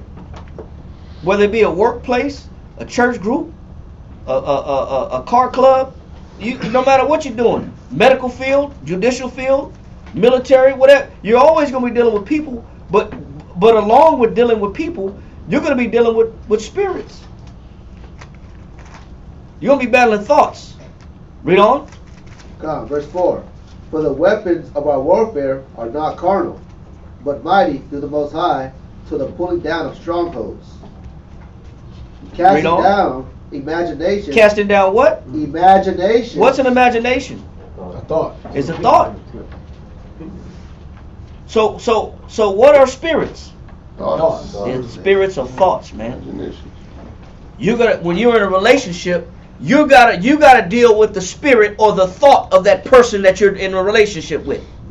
You're dealing with their thoughts, and their thoughts manifest themselves in different ways. The deceiver, the control freak, the gaslighter, the angry ventor, the know-it-all, the intimidator.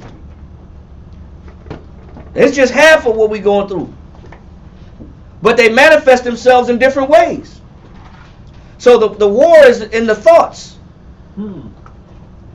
He said casting down imaginations. And if that's not clear enough, read on. Casting down imaginations and every high thing that exalted itself against the knowledge of the Most High. Read on. And bringing into captivity every thought. Stop. Just in case you didn't know what an imagination is, it says bringing into captivity every what? Every thought. Every thought. So the spirits that people have on them are what? Thoughts. These are thoughts, bro. When you battling spirits, you're battling ways of thinking, how people think. When you're married to somebody, you're not just married to a physical being, you're married to their mind. You're married to how they think. And if their thoughts or the spirit that's on them is dysfunctional, then you're going to have a dysfunctional marriage. If the spirit on the person is broken, you're going to have a broken spirit at home. You're going to have a broken friendship. These spirits are thoughts. That's what you're tied to when you're dealing with people. You're tied to their way of thinking. That's how you got to know. That's why it's so important that you got to know and understand how to navigate especially when you're tied with people. Yes, sir. Is there like the concept behind the trial of man isn't his reason? Yeah, but it's other people's reasoning. It's not just your own. You got to deal with your own reasoning, and you got to deal with other people's reasoning too. You got to deal with how other people rationalize things as well. Now, you may not know how they rationalize things till you deep into a marriage with children, or you tied in. You done built a business together. Now you see that this person doesn't share the same thought process. It's crazy because I would always express specifically to Dawiyad how I was always offended by people. And the advice he gave me was, you're looking at it too much at the person and at the situation, rather than these are spirits that are constantly hitting. These are situations that are constantly gonna happen until you figure out how to deal with this spirit. Right, because it is spiritual. Because you are dealing with the way people think. That's why the faster that you can clean up your thoughts, the more beneficial it is for everybody around you. Same thing for the other person. The quicker the other person can grow and change and evolve, the more healthier they become to be in a relationship with. The more better they are as a father. The more better they are as a mother. They become better mothers and fathers and friends. They become better people when their thoughts are healthy. But when you're dealing with somebody that has dysfunctional thoughts, man, you're going to be dealing with bad people. Because they have yet to fix themselves. They have yet to identify what the hell is wrong with them. And they haven't taken the time to indulge into the Bible enough to extract the medicine, to fix their issues. Finish that, Nathaniel.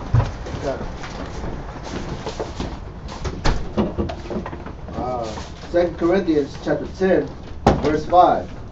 It says, casting down imaginations and every high thing that exalted itself against the knowledge of the Most High, and bringing into captivity every thought to the obedience of Christ. Until every thought is unto the obedience of Christ. So that means you got to keep working on yourself until you learn how to mirror your thoughts like Christ's thoughts. Till your thoughts become like Christ's thoughts. And the hope is that before you can even fix somebody else, you got to fix who first? Yourself. You got to fix you first. Because a lot of times what we'll do is we'll wait while we're in a relationship for other people to change before I say I'll make a change. Well, I'll make a change when this other person makes a change. When I start seeing this other person start doing things right, then I'll do what's right. No, that's not how it's set up. You got to make the initial changes regardless if the person is making the changes or not. Whether they're moving forward, backwards, or just treading water, or they're the same person every year, and they got the same habitual nature, that doesn't mean that you stop your development and your growth because other people are dysfunctional. That means you have to pick up where other people are not putting down. You got to pick up the responsibility while they're being dysfunctional. That means you got to take on the nature of Christ for yourself, regardless of what other people is doing. You know what we'll do is get the table out. What we'll do is we'll wait for other people to get right before we decide to start making changes, and then we'll use them as an excuse to why I haven't changed yet. Well, I'm gonna be the same person because you know what? They treat me this way. They still act like this. They behave this way. So I'm not gonna make no changes within myself because this person hasn't changed. Well, what about you? That other person's dysfunction doesn't supposed to subside your pursuit in the right direction. It's not supposed to alter that. So what if this person is dysfunctional? What does that got to do with you? Yes, you have to bear the fact of their ignorance. You got to bear the responsibility, and you got to bear the effects of their ignorance. But in the meantime, what should you be doing? Working on yourself. Because you know what you can't do? You can't change somebody else. You can only change yourself. That means that whatever toxicity you see in another person, you got to double that in the opposite direction. You got to become the complete opposite of that. That's right. That's when they see. And then that the hope is that they see a change in you. The hope is that you inspire them to say, well, you know what, if this person is making changes, you know, I can too. If this person is evolving, then I can't use them as the scapegoat to why I haven't made changes. So what if the person you're dealing with is dysfunctional? They got to learn like you got to learn. That doesn't mean you don't make changes, but you got to change first. And then we wonder why we're not growing. But you're accepting their behavior, but you're accepting yourself in the level where you're at, in the position you're playing. But you're still mad about, you know, where you're at and what right you have, or, you know, oh, I don't have this understanding. You know, how come I don't get it? Why do I keep making the same mistakes? But you're accepting of that. Not holding yourself accountable, right? Exactly. You're not holding yourself accountable. It's hypocritical. Yep. So the next characteristic is the egotist. The egotist. There's a whole lot of information on this. I know. That's a lot of dysfunction. Yeah. The egotist. It's all about me. The egotists have an insatiable desire to demonstrate their own self-importance and enlist others to boost their self-esteem. The egotist. It's all about me. Egotists have an insatiable desire to demonstrate their own self-importance and enlist others to boost their self-esteem.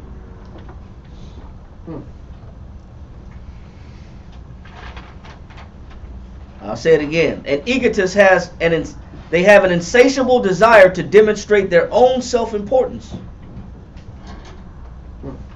and enlist others to boost their self-esteem.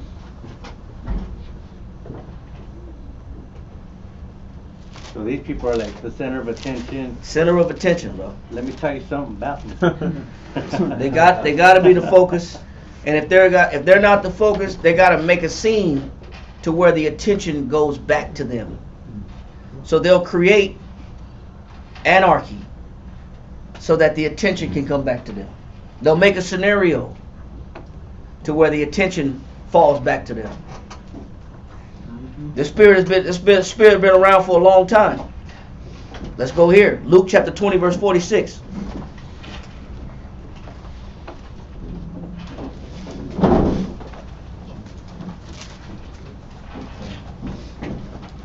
Luke chapter 20, verse 46. Somebody else give me Philippians chapter 2, verse 3 and 4.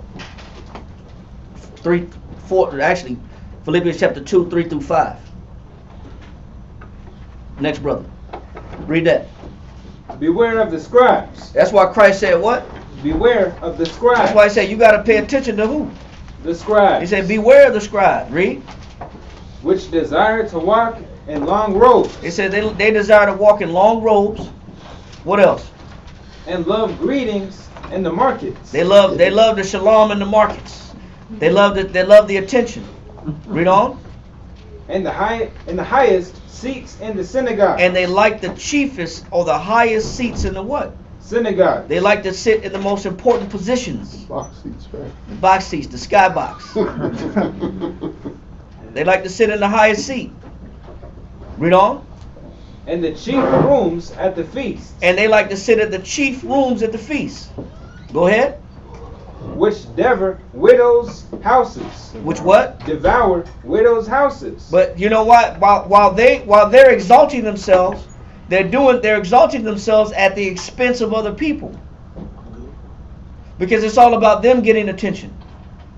So they're taking away the attention that should be given to those in need. Now read Ephesians chapter 2 verse 3. Philippians chapter 2 verse 3. Philippians chapter 2 and verse 3. Let nothing be done through strife. That's why everything you do, it should not be, these two ingredients shouldn't be there. It said strife shouldn't be there, contention, and what else? Vainglory. And what else? Vainglory. That vainglory is what? Look at me.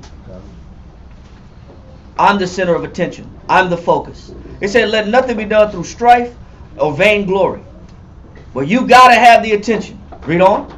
But in lowliness. It says you're supposed to operate in what? Lowliness. Lowliness of what? Of mind. Well, mind, we're dealing with thoughts. You're still dealing with thoughts. You're supposed to operate in lowliness of mind. Read on. Let each esteem other better than themselves. But if I'm in a relationship A correct relationship that's operating correctly, that's growing, is I'm considering you like you're considering me. Now guess what? Nobody's neglected. If you got my back and I got your back, then we can see in every direction. We got all bases covered. But it's when it's one-sided and one person has to be the center of attention and abstracting all the spirituality and the spiritual food and the spiritual resources in the relationship, the other person's getting neglected. That's when the other person feels like, well, why am I in this relationship? My needs are not met. My needs are not important. My wants, my needs are getting neglected. Because this person is taking all the focus. It says, but the appropriate way to be in a relationship is to do what? Read that part again. Come, but in lowliness of mind, let each esteem other better than themselves. Let me look after this person, because you know what? I have, that's like the definition we read earlier. I'm regarding this individual. That definition you had earlier on regard, it said what? That was a great definition. Regard. Point 4. To attend to as a thing that affects our interest or happiness. So I'm attending for and I'm watching for the effect that I'm having on somebody else's happiness. I'm paying attention to make sure that it's not about just me being happy in this relationship.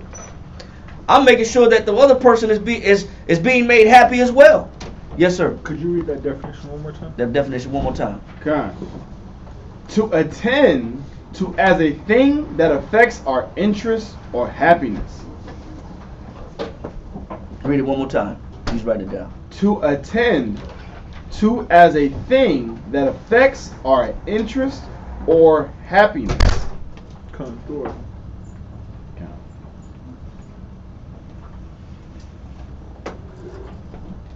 All right, you got that? Come. So now, if I'm in a relationship that's going to work properly, then I got to make sure that both parties are being taken care of. It's not one-sided.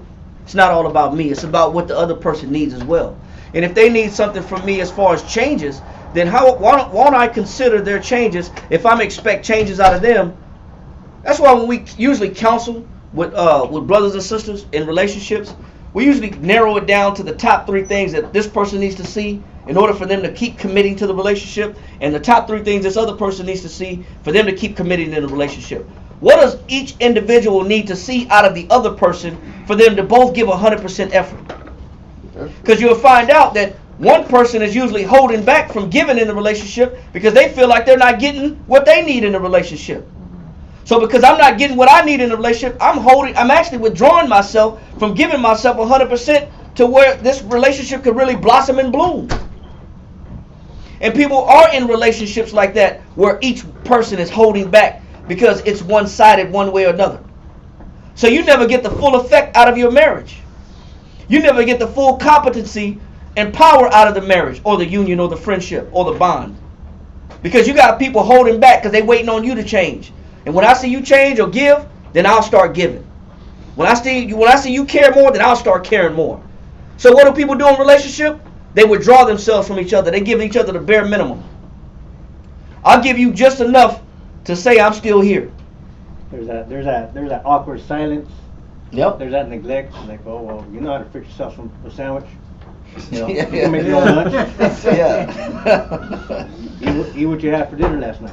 Yeah. It's awkward. What's wrong with your hands? Yeah. What's wrong with your hands? And that subject You can know, go around from hey, the sandwich to other things. Your stomach growling, but my feet hurt. So Right. you massage my feet, I'll make you a sandwich. Where's my sandwich? Where's my sandwich at? Yeah, but it's one-sided. It's lopsided because you got the egotist where everything's got to be around them. It's all about them. It's one way.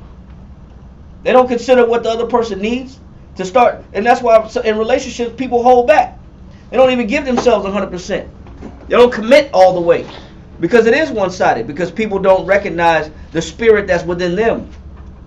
They don't see that I could be this way, where I'm always the center of attention, and the person next to me gets neglected.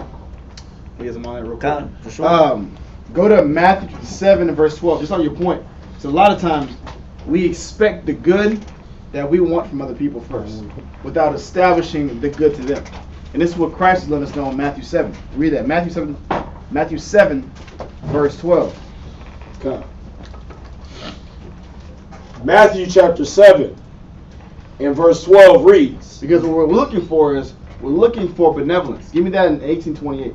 We're looking for someone to give us charity or kindness, unconditional kindness. We want someone to look out for us, look for our well-being. That's a good word, that benevolence. God, get that benevolence. Read that real quick. In Matthew 7 and 12. I got benevolence. Matthew chapter 7 and verse 12 reads, Therefore all things whatsoever ye would that men should do to you. So whatever you want men or people to do to you, however you want them to treat you, however you want that relationship to be established for you, read on. Do ye even so to them. Because this is where the golden rule comes from. If I do to others what I expect back, then, according to man's society, more good will come to me. Well, Christ is saying, look, if you establish positive relationships with everyone around you, you will have positive relationships in response. Read on. For this is the law and the prophets. And this is how you stay in alignment with the Most High and the prophets. Now get the benevolence real quick. So what are we supposed to be doing good to others that we should be receiving back? Benevolence. Definition 1. The disposition to do good. It's the mindset to do good.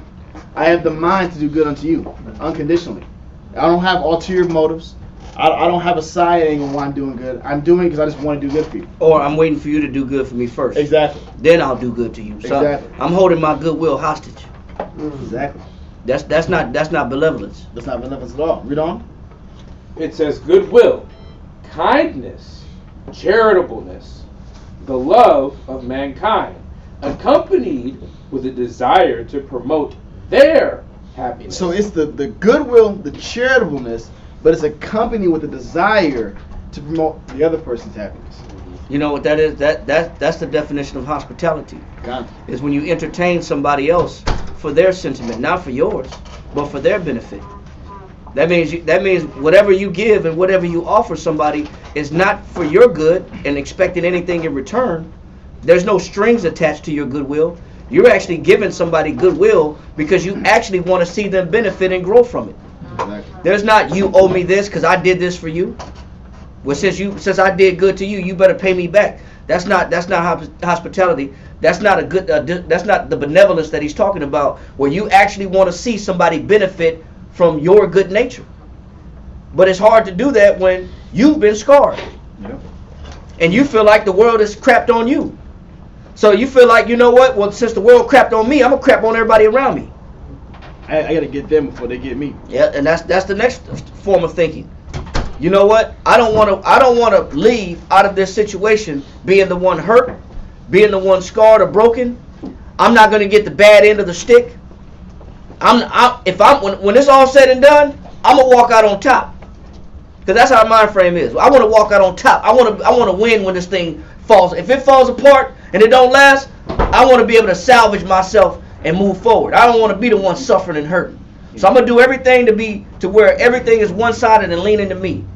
I'll give just enough. I'll do just enough. I'll offer myself just enough. You look like in the protection mode. Yeah, but you in a relationship with 1 foot in and 1 foot out. Exactly. But when you're actually involved with somebody, a group of people or a body, you actually do everything for the sake of their personal benefit, not yours. But there's no strings attached to your charity and to your love.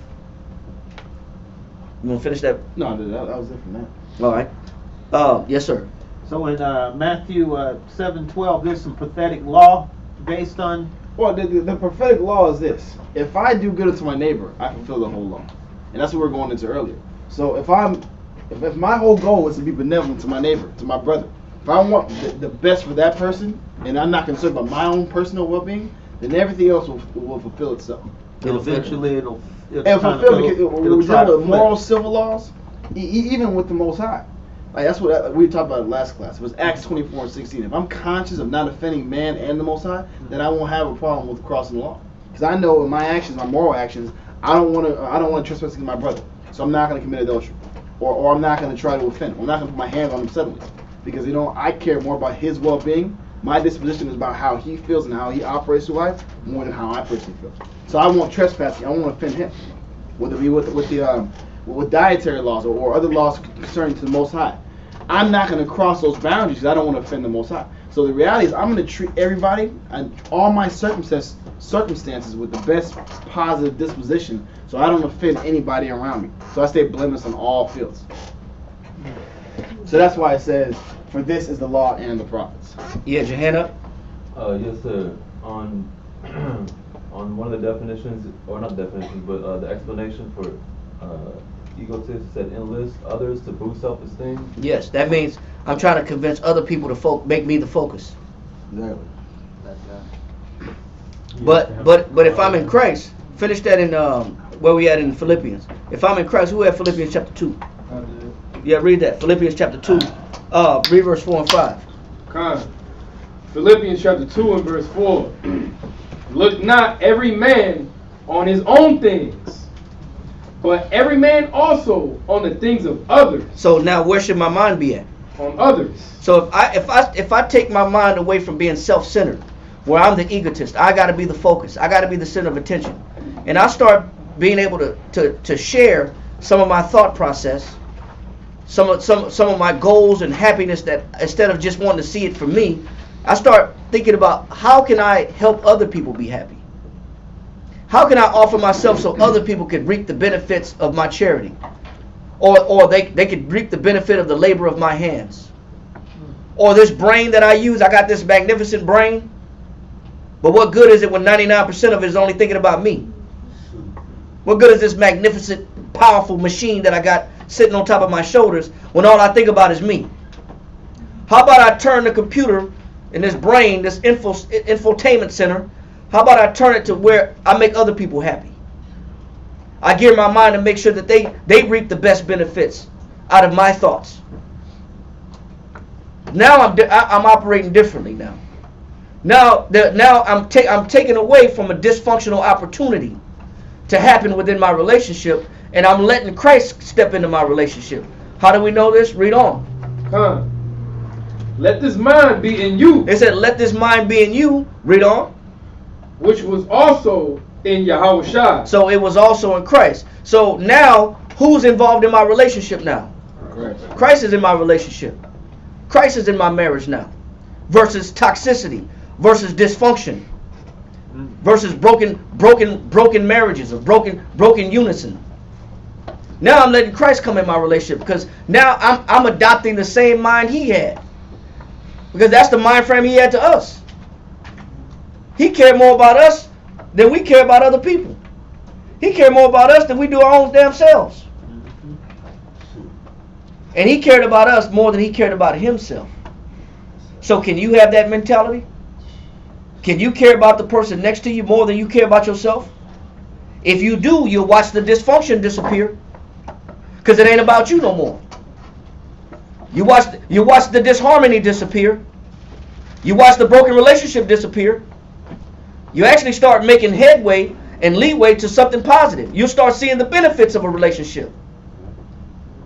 Now I can see the magnitude and the power of duplicating myself by cloning myself with my partner. I got 4 eyes now. I got 4 hands now. I got 4 feet now. I got 2 brains now. I'm twice as powerful. But when you're always divided, you're self-centered, you only be half as powerful. And you can start becoming a well-oiled machine if you start setting everybody up for success. And you can see the growth. And they do the same thing for you. Then that's the definition of a power couple. It's 2 people that's unselfish, giving to each other, looking out for one another. That's a real power couple. It ain't about money and Jay-Z and Beyonce, and that ain't no damn power couple. That's why she wrote Lemonade. Because you know what? There was still some infidelity in there. There was some dysfunction in there. That ain't no power couple. A power couple is 2 people that think alike. Right. That's on the same page and on the same on the same wavelength. They actually think about one another more than them damn selves. Then you can watch a damn power couple. Ain't no power couple, man. That's foolishness. Next person is the drama king or drama queen.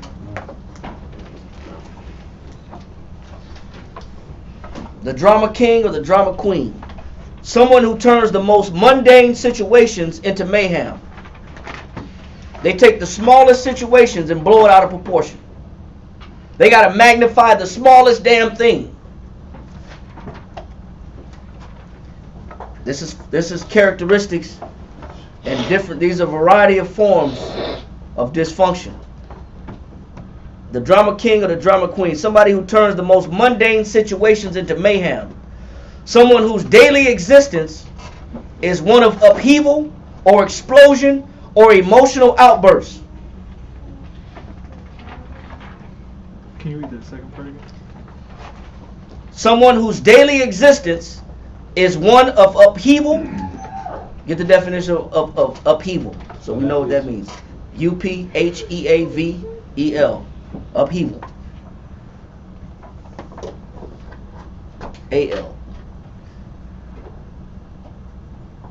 It says, someone whose daily existence is one of upheaval or explosion or emotional outburst after another. So it's one emotional outburst after another. It can never be any tranquility. There can never be peace. There's always drama. Yes, sir. Upheaval. You got it? Definition of upheaval: a violent or sudden change or disruption. It says a violent or sudden change or what? A violent or sudden change or disruption to something. That means there's always an effect that something is wrong, something's a problem. They take the smallest little situation and they blow it out to make it a violent eruption of some sort. It's a disturbance of the peace that's supposed to be there, or tranquility that's supposed to be there, because they have to take the smallest thing and make it bigger than what it is. It has to be magnified. It's kind of like an earthquake. You get the earthquake and then you get the aftershock. You say that the aftershock is worse than the earthquake. Yeah. So it has this snowball effect, and it just, that problem compounds the other problem. Yeah, when it was already, the initial earthquake already weakened the structures, then the aftershock just go ahead and finish them up and collapse them. But it's somebody that takes, this person is about upheaval. The definition again, upheaval. You got it. Upheaval, one more time. Upheaval, a violent or sudden change. It's a violent or sudden change. Meaning this thing came out of nowhere. Everything was all good 5 minutes ago. We were watching TV. We were driving in a car. We were just communicating on the phone. It all of a sudden it turns bad and sour and goes south out of nowhere. And you don't even really know where it came from. This is the essential nature behind a drama king or a drama queen. It says, someone whose daily existence is one of upheaval or explosion or emotional outburst after another. It's almost like, are they making this up? Are they looking for something to go wrong? How do they take everything and make it bad and explode off every scenario? Upheaval, one more time, my bad. Read it one more time. Definition of upheaval: a violent or sudden change or disruption to something. So this person is lacking something. Go to Ecclesiasticus chapter 5 verse 11. Somebody else get James chapter 1 verse 19. This person is lacking something. You said Ecclesiastes 5 and 11? Yes, sir. Ecclesiasticus chapter 5 verse 11. Somebody else get James chapter 1 verse 19. Ecclesiastes chapter 5 in verse 11. Be swift to hear, and let thy life be sincere. It says, be swift to hear. People that explode, they don't listen well. They're not good listeners, man. Because they don't even listen long enough to understand, is it necessary for me to blow something up out of proportion? A person that's already explosive already has a prearranged determination of guilt or fault. They already have a preordained disposition that, you know what, you're wrong and you deserve this treatment. It said, be swift to hear. Read. Be swift to hear, and let thy life be sincere. And let thy life be sincere. Read on. And with patience. And with what? And with patience. These people lack what? Patience. They don't even hear the situation out, but they're already reactionary. They don't got no damn patience. They blow up too quick for no reason.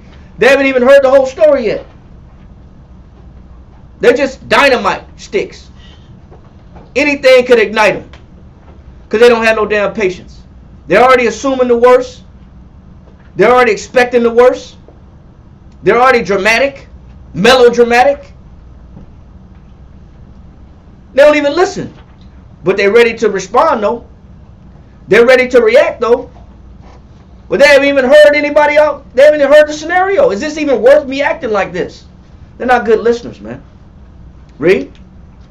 Be swift to hear, and let thy life be sincere. And with patience, give answer. And with what? With patience, give answer. No, with explosion. With patience. With upheaval. With patience. So, with mayhem. With patience. With emotional outbursts. With patience. It said, with patience, give answer. To jump to conclusions. Yes, sir. Jumping to conclusions, right. What if they're always able to justify why there was an explosion? This person is scornful.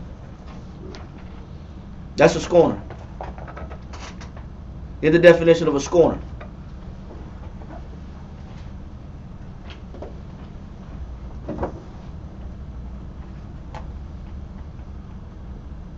Anyone?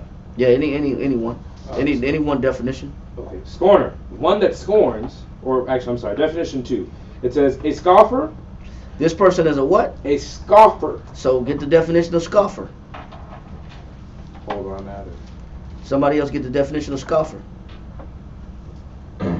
Scoffer. One who scoffs. One that mocks. Somebody that mocks or ridicules. What else?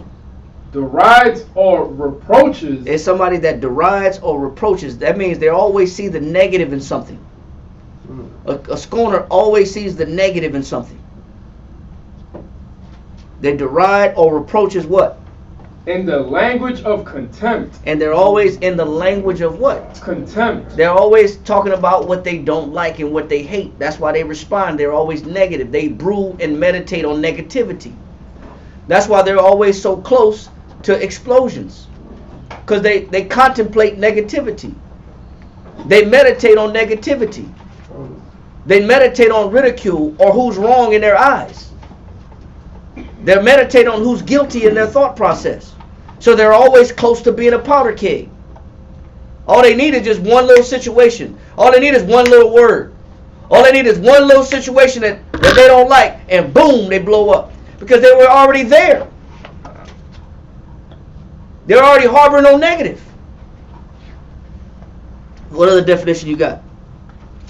That's it. So scorner is one that scorns, a contemptor, a contemptor, a despiser, a despiser, somebody that's always despising. They got a negative. I'm telling you, they got a negative outlook. These are the people that are ready to explode. People that harbor negativity. They always look at the wrong in people and in things. They never look at the benefit. They never give people the benefit of the doubt. Proverbs 22:10 says what?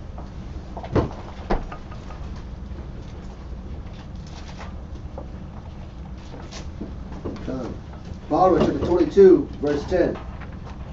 It says, cast out the scorner. It says, what do you got to do with the scorner? Cast out the scorner. And when you cast out the scorner, what happens? And contention shall go out. So who brings contention? The scorner. Who brings argument? Scorner. Who brings debate? Scorner. Who's ready to explode and bring mayhem and upheaval? Scorner. Scorner does. That's the verse that in the movie Kane's grandfather pulled that I'm hearing and understanding. He's like, but grandma. I didn't see that. The Menace to Society. Oh yeah, that's the verse you pulled. Hearing and understanding. Like, cast the scorner and reproach shall cease. Yeah. Said to get the camera. The camera. Go this way a little bit. Yeah, if you kicked it, yeah, that's cool right there. Okay. So that person is a scorner. That person with that hot mind, that's always ready to blow up. That's because they brew on negativity. They stew on the worst of people and the worst of scenarios. They never look at the positive in anything. So that's that person that's got that drama. That person that's full of drama. They're dramatical. They're ready to win an Oscar, man, at any moment. They can go into character like that. They can cry on a drop of a dime. They can scream and yell and get it blow out of proportion in a drop of a dime. They're unstable. Because they're always on negativity. All right, the next person that's dysfunctional. We got a list. The put down artist. Wow. the put down artist. What is this? Let's describe it. All the variations, a few variations, not all. These are just a few variations of dysfunctionality that shows up in people and how they manifest themselves. All right? The put down artist uses words and tones of voice to degrade the value of another person. Uses words and tone of voice to degrade the value of another person. Uses words and tones of voice to degrade the value of another person. The worse the put down artist feels about himself or herself, the worse the put downs become. Amen. So this person's put downs are attached to what? Who they feel they are. Their insecurities, their self-esteem, who they are. So the worse they feel about themselves, the harsher the put downs they give. Because their put downs are associated with their own self-worth, with their own self-value. So the more tragic and the heavier scoffing or scorn that they deliver or give to you, or reproach they deliver to you, is a reflection of how they really feel about themselves. And guess what? You'll be in a relationship with somebody that has low self-esteem, that has low self-worth, that has low self-value. So guess what they're going to give to you? They're going to give the same thing to you. They're going to pass it on. So when you get a person that can read the Bible and develop confidence within themselves, and confidence and courage and fortitude and piety and reverence and justice and equity, when you start giving a person virtues that come from the Bible, they start seeing themselves in a better light. And if they can see themselves in a better light, they'll see you in a better light. But it's hard for them to see you in a better light when their put downs are associated with their self-esteem and they got low self-esteem. That means the heavier the scorn is coming, the heavier the put down is. So the put down artist uses words like, from a teacher to a student. They'll say, well, I had your brother in my class last year, but I don't know what the hell's wrong with you. Or a mother-in-law to a daughter-in-law. You know, my son has dated many smart women, but I don't know what happened when he met you. With the tone or brother to a brother. You know, I see why you didn't make the team. They want people with real talent on the football team. You know, so these are people that know how to use words to degrade people. They know how to use words to stick and to dig in and make somebody feel bad. Yes, sir. Did you say that they do that to cover up how they feel about themselves? Well, they do that not just to cover up, but it's a reflection of how they feel about themselves. Oh, okay. They don't really love themselves, so they'll make it a point to not love you. They know how to use words to make you feel like they feel about themselves. That's the put down artist. Now, James chapter 3 verse 8. Somebody read that. Another man. 1 Peter chapter 4 verse 11. And next man, Ephesians chapter 4 verse 29. James chapter 3 verse 8. But the tongue can no man tame. It says the tongue can no man what? Tame. It's hard to tame the tongue, man. Read on. It is an unruly evil. What does the Bible call the tongue? An unruly evil. It's an unruly evil, man. It's an untamable evil. It's hard to tame, man. It's hard to watch your mouth. Especially with somebody that doesn't read the Bible. That doesn't care about virtues. Or is not conscious about Christ. Or not conscious about how they should treat their partner or mate or person next to them.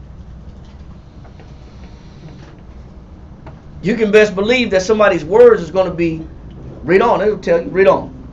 Full of deadly poison. It says full of what? Deadly poison. Man, that tongue, that mouth is going to be full of deadly poison, spitting out venom.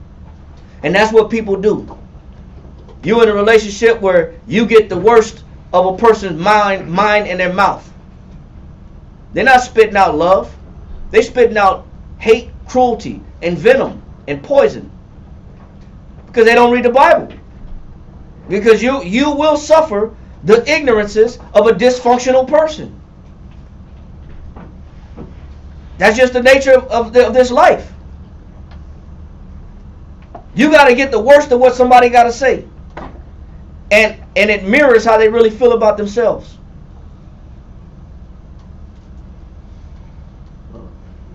Are they blind to that? Blind to how they actually feel about themselves? Sometimes they are. Sometimes people are blind to how they really feel about themselves. And they're blind to... Some people get a kick out of it, though.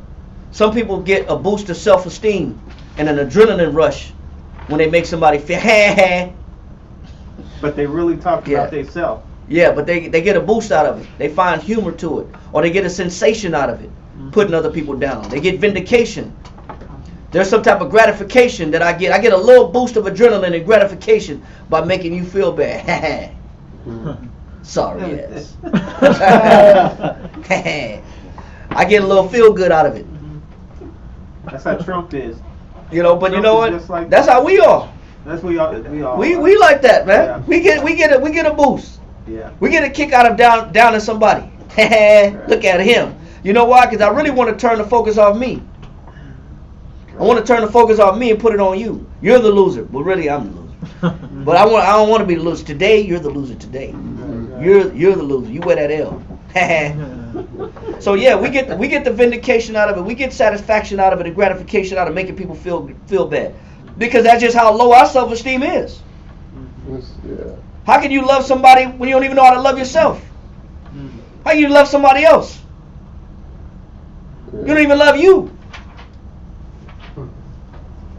That next verse was 1 Peter 4:11, and then the one after that is Ephesians chapter 4 verse 29. Read that.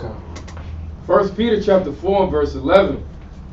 If any man speak, let him speak as the oracles of the Most High. It said that's why if you're gonna speak, if you got something to say to somebody, bring up scriptures. Let it be biblical. Let it not be opinionated. Don't let it come from a sour place in your root system or your upbringing. If you're going to speak to somebody, let it be scripturally. Let it come from the oracles of the Most High. Let it be divine speech. Let it be divine communication, because that's another definition of oracle, is divine communication. Let it be divine communication. Read on. If any man minister, let him do it as the ability which the Most High giveth. Not you, but get it from the Most High. Read on. That the Most High in all things may be glorified. When you talk to people, who should get the glory out of your speech? The Most High. So if your speech is not glorifying the Most High, then you need to shut it down and remove it out of your dictionary. Take it out of your volume of words that you use and choice and selection of words that you use. If it's not coming from the Most High, the Most High gets no glory out of your speech. Vain vocabulary. That's just that's just babbling at that point. You're just talking nonsense. If the Most High is not getting any glory out of your speech, then obviously the person you're talking to is not getting no glory from it either. It ain't benefiting nobody, them or the Most High. Next verse. Ephesians chapter 4 and verse 29 reads, Let no corrupt communication proceed out of your mouth. Yes, it says let no, it's 4 and 29. Let no corrupt what? Communication proceed out of your mouth. Watch your mouth when you're in a relationship. Watch how you're talking to your kids. Watch how you're talking to your children, your family members, your friends, your loved ones. Watch how you say things. Everything you say is not productive. Everything you say is not going to build somebody up. It's not beneficial to the hearer. Read on. Let no corrupt communication proceed out of your mouth, but that which is good to use of edifying, that it may minister grace. It says that it is the good use to what? Of edifying. It says your words are supposed to do what? Edifying. It's supposed to build people up, not tear people down. if your words tear people down, you have to change your selection of words. You have to change your source of words, how you deliver your words.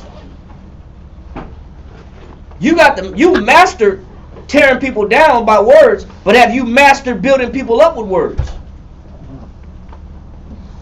You know, in the 70s, in the 1970s, people used to read these books called I Ching. And these I Ching books were books about there was Chinese philosophy on how you treat people, and how you treat people, it will come back to you. Like they got in the I Ching philosophy, they got like Monday. On Monday, you say everything positive to everybody around you in the office. You think you see a person, you say something positive. Compliment. You compliment them as everybody you see. You compliment all day. All day, you just compliment everybody that walks past you. And they say that by the end of a week or two, those compliments that you gave out will be coming back to you. So you can change or alter the fabric of the workplace by what nature you possess and what you carry. That's the old 1970s I Ching philosophy. Probably still works. But you know what? The Most High been had this philosophy. Right. What is the Most High's philosophy that's been working before the 70s? Read it again, verse 29. Let no corrupt communication proceed out of your mouth. The Most High been said that. He been said, don't let no corrupt communication come out of your mouth. Read on. But that which is good to use. It says, but that is good to use for what purpose? Read. To the use of edifying. To the use of edifying. Edify means to build up morally, spiritually, and intellectually. That's the impact of your words to people. You're supposed to be building them up morally, spiritually, and intellectually. That's the effect your word's supposed to have on people. Not to put down artists. You know, some people they'll get a vocabulary so they can write poems or write rhymes, but they won't get a different vocabulary so they can speak to people. Right, exactly. Great point, man. They'll articulate their words in many ways, but the ways of injurious words, they don't know how to curtail that. They don't know how to change those. They don't know how to alter injurious words that affect and tear down people. They haven't mastered that. But they got some poetical speech, though. They write rhymes. They wordsmiths. But they tear you down with them words, too. So all this is to identify dysfunction. And if you're honest about yourself, you can see these characteristics within yourself. If you're honest with yourself. But we're gonna stop it right there. It's 10 o'clock. We're gonna finish. We got some more to go. So we're gonna stop it right there. We'll finish this another time. Was it part one? That is part one. What was that last scripture? The last scripture was Ephesians chapter 4, verse 29. Read it one more time.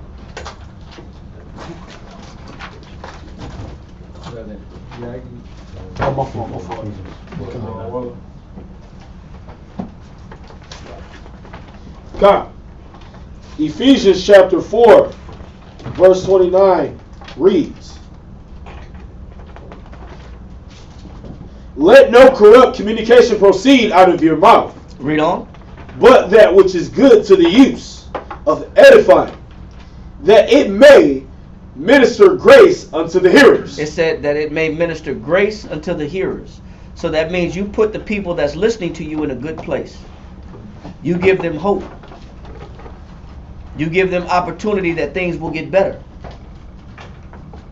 You let them know that this is not personal. That what I'm extending to you is so that the Most High can buy you more time in life. I want the Most High to buy you more time in life. I want the Most High to extend mercy and grace to you and His benefits to you. But I do it by my speech. I do it how I talk to people. Alright, so with that, we're going to go ahead and say shalom. The water for listening and for watching. We got part 2 coming at a later date. I think for sure we need to finish part 2. And part 2 is going to lead into another class within itself. Alright, so there'll probably be a part 3, because part 2 will veer into an associated topic dealing with these dysfunctional things that you can identify that live in people, that if they don't fix within themselves, their love will be tainted. Their relationships will be tainted. So all these things is to identify what's wrong with you or with the partner or with the people around you. The whole purpose is to examine and identify it and fix it. Repair it. Don't live in dysfunction. That's not the purpose of why Christ died. He died so he could deliver us out of this present evil world, not so we could be dysfunctional in it. And that's our hope. Is that everybody that has these hostilities and toxicities, that they learn how to overcome these things. All right. So with that, we're going to go ahead and say shalom. We got class again on Friday and also Saturday. And shalom everybody online. And for those that don't know, we got Passover coming up. So get your garments up. If you can, get your plane tickets. You know, we'll be hitting up Virginia for the Passover. So for those that want to fellowship and come with us, the other Israelites, brothers and sisters online, try to make it as much as possible. We're going to prepare for that as well. And for those brothers and sisters in class as well that have not prepared your garments, got your garment money in, get that in as quick as possible, you know, to recover that, because the sisters are getting those garments together, doing a great job. All right? So let's get that going, and with that, we're going to go ahead and say shalom. Shalom. Shalom. Shalom. To the class right there. That's good.